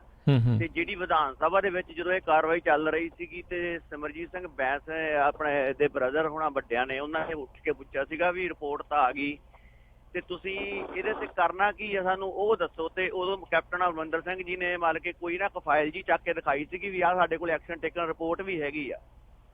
ਜਦੋਂ ਐਕਸ਼ਨ ਟੇਕਨ ਰਿਪੋਰਟ ਹੈਗੀ ਆ ਤੇ ਫਿਰ ਅਕਸਰ ਕੋਈ ਨਾ ਕੋਈ ਦੋਸ਼ੀ ਪਾਇਆ ਗਿਆ ਹੋਊਗਾ, ਕੋਈ ਨਾ ਕੋਈ ਐਕਸ਼ਨ ਰਿਪੋਰਟ ਵੀ ਨਾਲ ਉਹਨਾਂ ਨੇ ਦਿੱਤੀ ਹੈਗੀ ਆ। ਤੇ ਦੋਸ਼ੀ ਤਾਂ ਫਿਰ ਇਹਦਾ ਮਤਲਬ ਬਣਦੇ ਹੈਗੇ। ਜਦੋਂ ਇੱਕ ਸਾਬਕਾ ਜਸਟਿਸ ਜੀ ਹਾਈ ਕੋਰਟ ਦੇ, ਉਹਨਾਂ ਨੇ ਬਕਾਇਦਾ ਫੀਲਡ ਦੇ ਵਿੱਚ ਜਾ ਕੇ ਹੀ ਸਾਰੀ ਇਨਵੈਸਟੀਗੇਸ਼ਨ ਕੀਤੀ ਆ, ਗਵਾਹਾਂ ਦੇ ਐਫੀਡੇਵਿਟ ਲਏ ਆ, ਸਭ ਕੁਛ ਕਿਆ ਕੀਤਾ। ਫਿਰ ਇਹਦੇ ਵਿੱਚ ਹੁਣ ਕੀ ਘਾਟ ਰਹੇਗੀ ਜੀ ਜਿਹੜਾ ਇਹ ਐਕਸ਼ਨ ਨਹੀਂ ਲੈ ਸਕਦੇ ਤੇ ਦੁਬਾਰਾ SIT ਬਣਾਉਣ ਦੀ ਲੋੜ? ਵੀਰੇ ਐਕਸ਼ਨ ਟੇਕਨ ਰਿਪੋਰਟ ਦੇ ਵਿੱਚ ਉਹਨਾਂ ਦੇ ਸੁਜੈਸ਼ਨ ਆ ਕਿ ਤੁਸੀਂ ਇਹਨਾਂ ਨਾਲ ਕੋਈ ਜਾਂਚ ਪੜਤਾਲ ਕਰਵਾ ਸਕਦੇ ਹੋ। ਇਹਦਾ ਤਾਂ ਰੌਲਾ ਤੁਹਾਨੂੰ ਮੈਂ ਉਹੀ ਤਾਂ ਕਹੀ ਜਾਂਦਾ ਕਿ ਉਹਨਾਂ ਨੇ ਇਸੇ ਚੀਜ਼ ਨੂੰ ਚੈਲੰਜ ਕੀਤਾ ਕਿ ਇਹ ਨਹੀਂ ਦੇ ਸਕਦੇ। ਇਸੇ ਚੀਜ਼ ਨੂੰ ਤਾਂ ਚੈਲੰਜ ਕੀਤਾ ਉਹਨਾਂ ਨੇ ਕਿ ਇਹ ਇਹਨਾਂ ਦੇ ਅਧਿਕਾਰ ਖੇਤਰ ਦੇ ਵਿੱਚ ਹੀ ਨਹੀਂ ਹੈ। ਜਿਸ ਤਰੀਕੇ ਨਾਲ ਇਹਨਾਂ ਨੇ ਐਕਸ਼ਨ ਟੇਕਨ ਰਿਪੋਰਟ ਦੇ ਵਿੱਚ ਕਿਹਾ ਕਿ ਇਹ ਮਾਮਲੇ ਦੀ ਜਾਂਚ ਪੜਤਾਲ ਇੱਥੋਂ ਕਰਵਾਈ ਜਾ ਸਕਦੀ ਹੈ। ਸੋ ਇਹਦਾ ਇੱਕ ਰੌਲਾ ਹੈ ਐਕਸ਼ਨ ਟੇਕਨ ਰਿਪੋਰਟ ਦਾ। ਬਾਕੀ ਅਸੈਂਬਲੀ 'ਚ ਤੇ ਬਹੁਤ ਕੁਛ ਬੋਲਿਆ ਕੈਪਟਨ ਨੇ। ਅਸੈਂਬਲੀ 'ਚ ਇਹ ਵੀ ਆਖਿਆ ਸੀਗਾ ਕਿ ਟਾਈਮ ਬਾਉਂਡਡ ਇਨਕੁਆਇਰੀ ਕਰਾਂਗੇ ਤੇ ਹੁਣ ਮੁੱਕਰ ਗਿਆ। ਅਸੈਂਬਲੀ ਦੇ ਵਿੱਚ ਤੇ ਇਹ ਇੱਕ ਦੂਜੇ ਨੂੰ ਗਾਲਾਂ ਵੀ ਕੱਢ ਲੈਂਦੇ ਕਿਉਂਕਿ ਅਸੈਂਬਲੀ 'ਚ ਇਹਨਾਂ ਨੂੰ ਖੋਲਿਆ, ਇਹਨਾਂ ਦਾ ਕੀਤਾ ਕਰਾਇਆ ਉੱਥੇ ਕੁਛ ਵੀ ਨਹੀਂ ਬਣਦਾ। ਤਾਂ ਅਸੈਂਬਲੀ ਦੇ ਵਿੱਚ ਤਾਂ ਉੱਥੇ ਬਹੁਤ ਕੁਝ, ਅਸੈਂਬਲੀ ਦੇ ਵਿੱਚ ਤੇ ਉਦੋਂ ਸਮੇਤ ਸੈਣੀ ਨੂੰ ਵੀ ਹੱਥ ਕੜੀਆਂ ਲਾਇਆ ਸੀ ਤ੍ਰਿਪਤਜਿੰਦਰ ਬਾਜਵਾ। ਤੁਹਾਨੂੰ ਪਤਾ ਨਾ ਉਹਦੀ ਤਕਰੀਰ ਦਾ, ਜੋ ਉਹਨੇ ਕਿਹਾ ਸੀਗਾ ਕਿ ਜੇ ਅਸੀਂ ਇਹਨੂੰ ਚੁੱਕ ਕੇ ਅੰਦਰ ਨਹੀਂ ਮਾਰ ਸਕਦੇ ਤੇ ਫਿਰ ਵਜ਼ੀਰੀਆਂ ਅਸੀਂ ਛੱਡ ਦਿਆਂਗੇ। ਤਾਂ ਕੀ ਹੋਇਆ ਹੁਣ ਤੱਕ? ਸੋ ਇਹ ਜਿਹੜੀ ਰਿਪੋਰਟ ਆ ਨਾ, ਰਿਪੋਰਟ ਦੇ ਵਿੱਚ ਮੈਂ ਤਾਂ ਪੜ੍ਹੀ, ਮੈਨੂੰ ਤਾਂ ਅੰਗਰੇਜ਼ੀ ਆਉਂਦੀ ਨਹੀਂ, ਮੈਂ ਸਿੱਧੀ ਗੱਲ ਤੁਹਾਨੂੰ ਦੱਸਾਂ। ਜੋ ਵੀ ਪੜ੍ਹਿਆ ਵਿਚਾਰਿਆ ਹੁਣ ਤੱਕ, ਜੋ ਵੀ ਇੱਥੇ ਡਿਸਕਸ਼ਨ ਚੱਲਦੀ ਹੈ ਉਹਦੇ ਵਿੱਚ ਦੋਸ਼ੀ ਤੇ ਕਿਸੇ ਨੂੰ ਨਹੀਂ ਹਾਲੇ ਤੱਕ ਗਰਦਾਨਿਆ, ਕਿਉਂਕਿ ਇਹ ਮਾਮਲਾ ਹਾਲੇ ਵੀ ਜ਼ੇਰੇ ਤਫਤੀਸ਼ ਆ। ਤਾਂ ਜਦੋਂ ਜ਼ੇਰੇ ਤਫਤੀਸ਼ ਆ SIT ਬਿਠਾ ਦਿੱਤੀ ਤਾਂ ਤੁਸੀਂ ਕਿਵੇਂ ਕਹਿ ਸਕਦੇ ਹੋ ਕਿ ਦੋਸ਼ੀ ਬਣਾ ਦਿੱਤਾ ਗਿਆ ਕਿਸੇ? ਹੁਣ SIT ਨੇ ਫੈਸਲਾ ਕਰਨਾ ਕਿ ਕਿਹੜਾ ਬੰਦਾ ਮੁਲਜ਼ਮ ਹੈ, ਕਿਹੜਾ ਬੰਦਾ ਜਿਹੜਾ ਉਹ ਇਸ ਮਾਮਲੇ 'ਚ ਨਿਰਦੋਸ਼ ਆ। ਹੁਣ ਜੇ ਇਹ ਦੋਸ਼ੀ ਕਰਾਰ ਦੇ ਦਿੱਤੇ ਗਏ ਹੁੰਦੇ ਤੇ ਫਿਰ SIT ਦੀ ਕੀ ਜ਼ਰੂਰਤ ਸੀ? ਤੁਸੀਂ ਮੈਨੂੰ ਆਪ ਦੱਸੋ। ਜੀ ਜੀ ਜੀ, ਅਗਲੇ ਕਾਲਰ ਨੇ ਆਪਣੇ ਨਾਲ ਜੁੜੇ ਬਲਵਿੰਦਰ ਜੀ। ਸਤਿ ਸ਼੍ਰੀ ਅਕਾਲ ਜੀ। ਸਤਿ ਸ਼੍ਰੀ ਅਕਾਲ ਜੀ। ਜੀ, ਮੇਰਾ ਸਵਾਲ ਇਹ ਹੈ ਜੀ, ਜਿਹੜਾ ਹਾਈ ਕੋਰਟ ਦੇ ਵਿੱਚ ਇਹਨਾਂ ਨੇ ਇਹ ਸਵਾਲ ਕੀਤਾ ਕਿ ਪੰਚਕੂਲੇ ਵਾਲੇ ਹਾਲਾਤ ਬਣਦੇ ਜਾਂਦੇ ਸੀ ਤਾਂ ਕਰਕੇ ਸਾਨੂੰ ਐਕਸ਼ਨ ਲੈਣਾ ਪਿਆ। ਬਾਕੀ ਗੱਲਾਂ ਆਪਾਂ ਸਾਰੀਆਂ ਪਿੱਛੇ ਛੱਡਦੇ, ਜਦੋਂ ਇਹਨਾਂ ਨੇ ਕਲੀਅਰ ਕਰਤਾ ਵੀ ਹਾਂ ਅਸੀਂ ਐਕਸ਼ਨ ਲਿਆ, ਤਾਂ ਜਿਹੜੀ ਇਹ ਅਣਪਛਾਤੀ ਪੁਲਿਸ ਲਿਖਦੇ ਨੇ FIR ਦੇ ਵਿੱਚ, ਤਾਂ ਅਣਪਛਾਤਾ ਲਫ਼ਜ਼ ਤਾਂ ਫਿਰ ਕੱਟਣਾ ਚਾਹੀਦਾ। ਇਹਦਾ ਮਤਲਬ ਇਹ ਮੰਨ ਗਏ ਅਸੀਂ ਐਕਸ਼ਨ ਲਿਆ, ਚਾਹੇ ਕਿਸੇ ਦੇ ਕਹੇ ਤੇ ਲਿਆ, ਚਾਹੇ ਆਪਦੀ ਮਰਜ਼ੀ ਨਾਲ ਜਾਂ ਕਿਸੇ ਦੇ ਕਹੇ ਤੇ ਲਿਆ ਜਾਂ ਜੋ ਮਰਜ਼ੀ ਲਿਆ। ਅਣਪਛਾਤੀ ਪੁਲਿਸ ਤਾਂ ਕੱਟਿਆ ਗਿਆ, ਫਿਰ ਤਾਂ ਮੰਨ ਗਏ ਵੀ ਅਸੀਂ ਐਕਸ਼ਨ ਕੀਤਾ ਸੀ, ਗੋਲੀ ਚਲਾਈ ਆ। ਅਣਪਛਾਤੀ ਪੁਲਿਸ ਤਾਂ ਕੱਟਿਆ ਗਿਆ ਵਿੱਚੋਂ, ਫਿਰ ਇਹ ਤਾਂ ਆਪਦਾ ਕਸੂਰ ਮੰਨਦੇ ਨੇ ਅਸੀਂ ਕੀਤਾ ਇਹ ਕੰਮ। ਜੀ ਥੈਂਕ ਯੂ ਜੀ। ਨਹੀਂ ਉਹਨਾਂ ਨੇ ਪੰਚਕੂਲੇ ਵਾਲਾ ਜਿਹੜਾ ਉਹਨਾਂ ਨੇ ਤਰਕ ਦਿੱਤਾ ਸੀ ਉਹ ਸ਼ਾਇਦ ਦਿੱਤਾ ਸੀ ਕੋਟਕਪੂਰੇ ਵਾਲੇ ਮਸਲੇ ਦੀ, ਜੋ ਕੋਟਕਪੂਰੇ ਦੇ ਵਿੱਚ ਹੋਇਆ। ਕਿਉਂਕਿ ਦੋ ਹੈ ਨਾ, ਮੈਂ ਤੁਹਾਨੂੰ ਇਹ ਜ਼ਰੂਰ ਸਾਫ਼ ਕਰਨਾ ਚਾਹਾਂਗਾ ਕਿ ਕੋਟਕਪੂਰਾ ਤੇ ਬਾਈਬਲ ਦੋ ਕੇਸ ਅਲੱਗ-ਅਲੱਗ ਹੈ, ਦੋ FIR ਅਲੱਗ-ਅਲੱਗ ਹੈ। ਤਾਂ ਕੋਟਕਪੂਰੇ ਵਾਲੇ ਮਾਮਲੇ ਦੀ ਸ਼ਾਇਦ ਉਹਨਾਂ ਨੇ ਗੱਲ ਕਹੀ ਸੀਗੀ ਜਾ ਕੇ, ਕਿਉਂਕਿ ਦੇਖੋ ਇਹ ਜ਼ਰੂਰੀ ਨਹੀਂ ਹੁੰਦਾ ਔਨ ਰਿਕਾਰਡ ਹੋਵੇ। ਉਹਨਾਂ ਨੇ ਜਾ ਕੇ ਇੱਕ ਤਰਕ ਦਿੱਤਾ ਸੀਗਾ, ਉੱਥੇ ਹਾਲਾਤ ਏਦਾਂ ਦੇ ਪੈਦਾ ਹੋਏ, ਤਰਕ ਦਿੱਤਾ ਸੀਗਾ। ਸੋ ਇਹ ਚੀਜ਼ ਹੈ ਜਿਹੜੀ ਉਹ ਅਲੱਗ ਹੈ, ਬਾਈਬਲ ਵਾਲੀ ਜਿਹੜੀ ਆ ਉਹ ਵੱਖਰੀ ਆ। ਹੁਣ ਇਹ ਕਈ ਵਾਰ ਚੀਜ਼ਾਂ ਰਾਈ ਜਾਂਦੀਆਂ, ਤਾਂ ਉਹਨਾਂ ਨੇ ਤੁਲਨਾਤਮਕ ਤੌਰ ਤੇ ਸ਼ਾਇਦ ਕੋਟਕਪੂਰ ਦਾ ਨਾਲ ਲਿਆ ਕਿਉਂਕਿ ਬਾਈਬਲ ਦੇ ਵਿੱਚ ਤੇ ਕੋਈ ਇਦਾਂ ਦੇ ਹਾਲਾਤ ਹੀ ਨਹੀਂ ਸੀਗੇ। ਬਾਈਬਲ ਦੇ ਵਿੱਚ ਤੇ ਕੋਈ ਹਾਲਾਤ ਹੀ ਨਹੀਂ ਸੀਗੇ। ਬਾਈਬਲ ਵਾਲਾ ਮਾਮਲਾ ਤੇ ਸ਼ੀਸ਼ੇ ਵਾਂਗੂ ਸਾਫ਼ ਆ। ਜਿਹੜੀ ਜੋਰਾ ਸਿੰਘ ਕਮਿਸ਼ਨ ਦੀ ਰਿਪੋਰਟ ਸੀ ਉਹਦੇ ਵਿੱਚ ਵੀ ਸ਼ਾਇਦ ਕਿਹਾ ਗਿਆ ਸੀਗਾ ਕਿ ਗੋਲੀਆਂ ਜਿਹੜੀਆਂ ਉੱਤੋਂ ਮਾਰੀਆਂ ਗਈਆਂ। ਹੁਣ ਇਸ ਕਮਿਸ਼ਨ ਦੇ ਵਿੱਚ ਵੀ ਆ। ਫਿਰ ਟੈਂਪਰਿੰਗ ਦਾ ਮਾਮਲਾ ਸਾਹਮਣੇ ਆ ਗਿਆ ਕਿ ਜਿਹੜੀਆਂ ਮ੍ਰਿਤਕ ਦੇਹਾਂ ਚੋਂ ਗੋਲੀਆਂ ਕੱਢੀਆਂ ਗਈਆਂ ਉਹਨਾਂ ਦੇ ਨਾਲ ਟੈਂਪਰਿੰਗ ਕੀਤੀ ਗਈ, ਯਾਨੀ ਛੇੜਛਾੜ ਕੀਤੀ ਗਈ। ਔਰ ਕਮਾਲ ਦੀ ਗੱਲ ਇਹ ਆ ਕਿ ਕਈ ਮਹੀਨਿਆਂ ਤੱਕ ਗੋਲੀਆਂ ਜਿਹੜੀਆਂ ਉਸੇ ਪੁਲਿਸ ਦੀ ਕਸਟਡੀ 'ਚ ਪਈਆਂ ਰਹੀਆਂ ਜਿਸ ਪੁਲਿਸ ਤੇ ਦੋਸ਼ ਲੱਗਦੇ ਸੀਗੇ। ਇਸ ਤਰ੍ਹਾਂ ਦੀਆਂ ਕਈ ਚੀਜ਼ਾਂ ਨੇ। ਉਹ ਮਾਮਲਾ ਤੇ ਬਿਲਕੁਲ ਸਾਫ਼ ਹੈ, ਉਹਦੇ ਵਿੱਚ ਤੇ ਕੁਝ ਲੁਕਾ ਛੱਪਾ ਹੈ ਹੀ ਨਹੀਂਗਾ। ਰੌਲਾ ਇਹ ਕੋਟਕਪੂਰੇ ਦੀ ਸ਼ਾਇਦ ਗੱਲ ਉਹਨਾਂ ਨੇ ਕੀਤੀ ਸੀ ਕਿ ਭਾਈ ਇੱਥੇ ਹਾਲਾਤ ਜਿਹੜੇ ਸੀ ਕਿ ਬੱਸੋਂ ਬਾਹਰ ਸੀਗੇ, ਕਿਉਂਕਿ ਇੱਥੇ ਦੀ ਇੱਕ FIR ਅਲੱਗ ਹੋਈ ਆ। ਜੀ ਜੀ, ਅਗਲੇ ਕਾਲਰ ਨੇ ਜਸਬੀਰ ਜੀ। ਸਤਿ ਸ਼੍ਰੀ ਅਕਾਲ ਜੀ। ਹੈਲੋ, ਹਾਂਜੀ ਸਤਿ ਸ਼੍ਰੀ ਅਕਾਲ ਮਿੰਟੂ ਵੀਰ ਜੀ, ਸਤਿ ਸ਼੍ਰੀ ਅਕਾਲ ਰਾਜਕਰਨ ਵੀਰ ਜੀ। ਸਤਿ ਸ਼੍ਰੀ ਅਕਾਲ ਜੀ। ਸਤਿ ਸ਼੍ਰੀ ਅਕਾਲ। ਹਾਂਜੀ ਮਿੰਟੂ ਭਾਜੀ, ਮੇਰਾ ਇੱਕ ਸਵਾਲ ਸੀਗਾ, ਜਿਹੜਾ ਕਰਤਾਰਪੁਰ ਦਾ ਲਾਂਘਾ ਆ ਵੀ ਇਹਦੇ ਤੇ ਸਾਰੇ ਜਾਣੇ ਆਪਣਾ ਰਾਜਨੀਤਿਕ ਮੁੱਦਾ ਬਣਾ ਕੇ ਤੁਰੇ ਫਿਰਦੇ ਆ, ਤੇ ਵੀ ਜਿੰਨੀਆਂ ਵੀ ਪਾਰਟੀਆਂ ਪੰਜਾਬ ਦੀਆਂ ਹੈਗੀਆਂ, ਜਿੰਨੇ ਵੀ ਪਾਰਟੀ ਵਾਲੇ ਹੈਗੇ, ਉਹ ਕਿਉਂ ਨਹੀਂ ਇੱਕ ਪਲੇਟਫਾਰਮ ਤੇ ਇਕੱਠੇ ਹੋ ਕੇ ਇਸ ਚੀਜ਼ ਨੂੰ ਸੋਲਵ ਕਰਦੇ ਆ? ਵੀ ਇੰਨਾ ਵਧੀਆ ਮੌਕਾ ਮਿਲਿਆ ਹੋਇਆ ਆ ਤਾਂ ਜੋ ਅਸੀਂ ਮਤਲਬ ਕਿ ਚਲੋ ਇੰਡੀਆ ਦੀ ਸੈਂਟਰ ਦੀ ਗਵਰਨਮੈਂਟ ਤੇ ਪ੍ਰੈਸ਼ਰ ਪਾ ਕੇ ਇਸ ਚੀਜ਼ ਨੂੰ ਆਪਾਂ ਸੋਲਵ ਕਰਾ ਸਕਦੇ ਆ।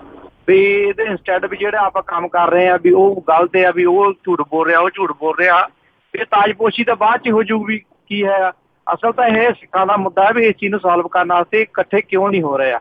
ਤੇ ਮੇਰਾ ਦੂਜਾ ਸਵਾਲ ਇਹ ਸੀਗਾ ਵੀ ਮਿੰਟੂ ਵੀਰ ਜੀ, ਜਿੱਦਾਂ ਤੁਸੀਂ ਹੁਣ ਪੱਤਰਕਾਰੀ ਕਰਦੇ ਆ, ਇੰਨਾ ਸੱਚ ਬੋਲਦੇ ਆ, ਵੀ ਤੁਹਾਨੂੰ ਵੀ ਕਦੀ ਪੋਲੀਟੀਕਲ ਪ੍ਰੈਸ਼ਰ ਜਾਂ ਏਦਾਂ ਦੇ ਪ੍ਰੈਸ਼ਰ ਝੱਲਣੇ ਪੈਂਦੇ ਆ, ਜਾਂ ਮਤਲਬ ਕਿ ਤੁਹਾਨੂੰ ਹਾਲ ਦੀ ਘੜੀ ਤੱਕ ਵੀ ਛੱਡੇ ਹੋਇਆ ਇਹਨਾਂ ਨੇ ਇਸ ਚੀਜ਼ ਤੋਂ?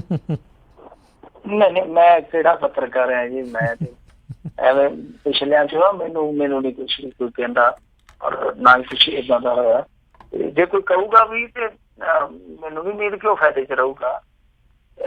ਦੂਜੀ ਚੀਜ਼ ਜਿਹੜੀ ਆ ਕਿ ਇਸ ਤਰ੍ਹਾਂ ਦਾ ਦਬਾਅ ਜਿਹੜਾ ਉਹ ਪਊਗਾ ਕਾਹਤੋਂ? ਆਪਾਂ ਕਿਹੜਾ ਕੁਛ ਲੈ ਕੇ ਇਹਨਾਂ ਤੋਂ ਖਾਂਦੇ ਆ?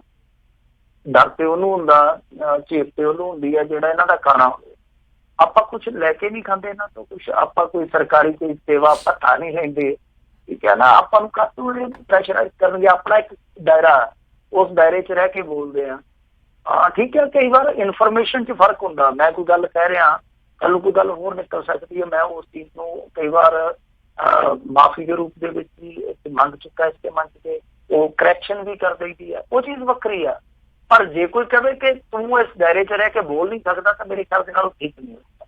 ਨਾ ਹੀ ਹਾਂ ਠੀਕ ਆ, ਜਦੋਂ ਸਿੰਗਰ ਸੀਗੇ, ਸਿੰਗਰ ਕੰਮ ਕਰਦੇ ਸੀਗੇ ਪ੍ਰਿੰਟ ਮੀਡੀਆ 'ਚ, ਔਰ ਉਦੋਂ ਹੇਠਲੇ ਪੱਧਰ ਤੇ ਇੱਦਾਂ ਦੀਆਂ ਚੀਜ਼ਾਂ ਫੇਸ ਕਰਨੀਆਂ ਪੈਂਦੀਆਂ ਤਾਂ ਹੌਲੀ ਹੌਲੀ ਚੀਜ਼ਾਂ ਜਿਹੜੀਆਂ ਉਹ ਵਧੀਆ ਹੋ ਜਾਂਦੀਆਂ, ਠੀਕ ਹੋ ਜਾਂਦੀਆਂ। ਐਸੀ ਹੁਣ ਕੋਈ ਗੱਲ ਨਹੀਂ ਹੈ, ਪਰ ਇੰਨੀ ਵੀ ਕੋਈ ਲੁੱਟ ਨਹੀਂ ਮੱਚੀ ਹੈ ਜੀ ਕਿ ਤੁਸੀਂ ਇੱਥੇ ਬੋਲ ਨਹੀਂ ਸਕਦੇ।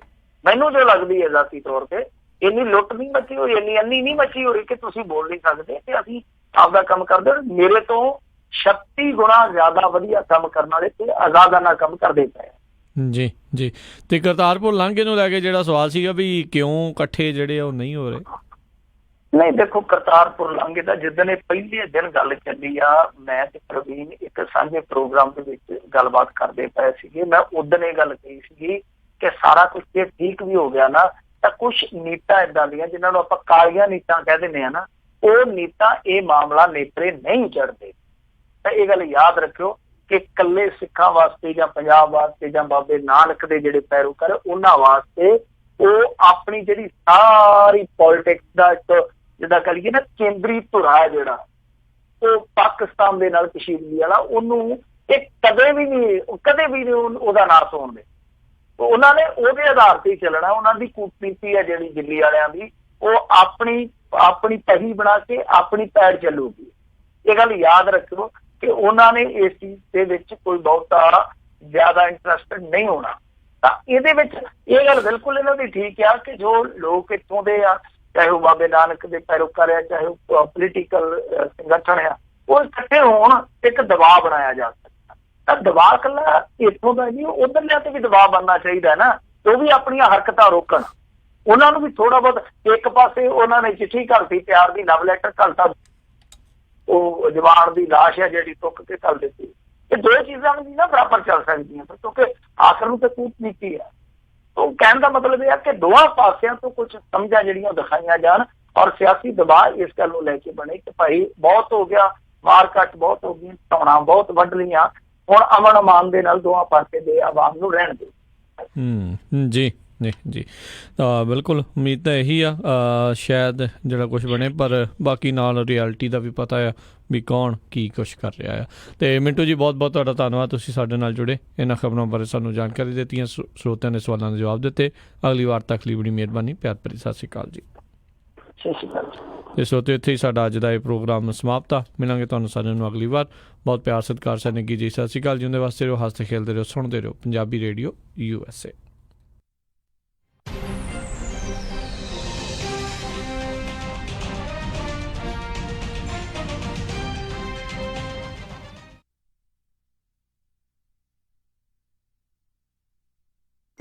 ਤੁਸੀਂ ਸੁਣ ਰਹੇ ਹੋ Punjabi radio USA KWRU Fresno 1300 AM, KIID Sacramento 1470 AM ਅਤੇ KOBO ਯੂਬਾ ਸਿਟੀ 1450 AM।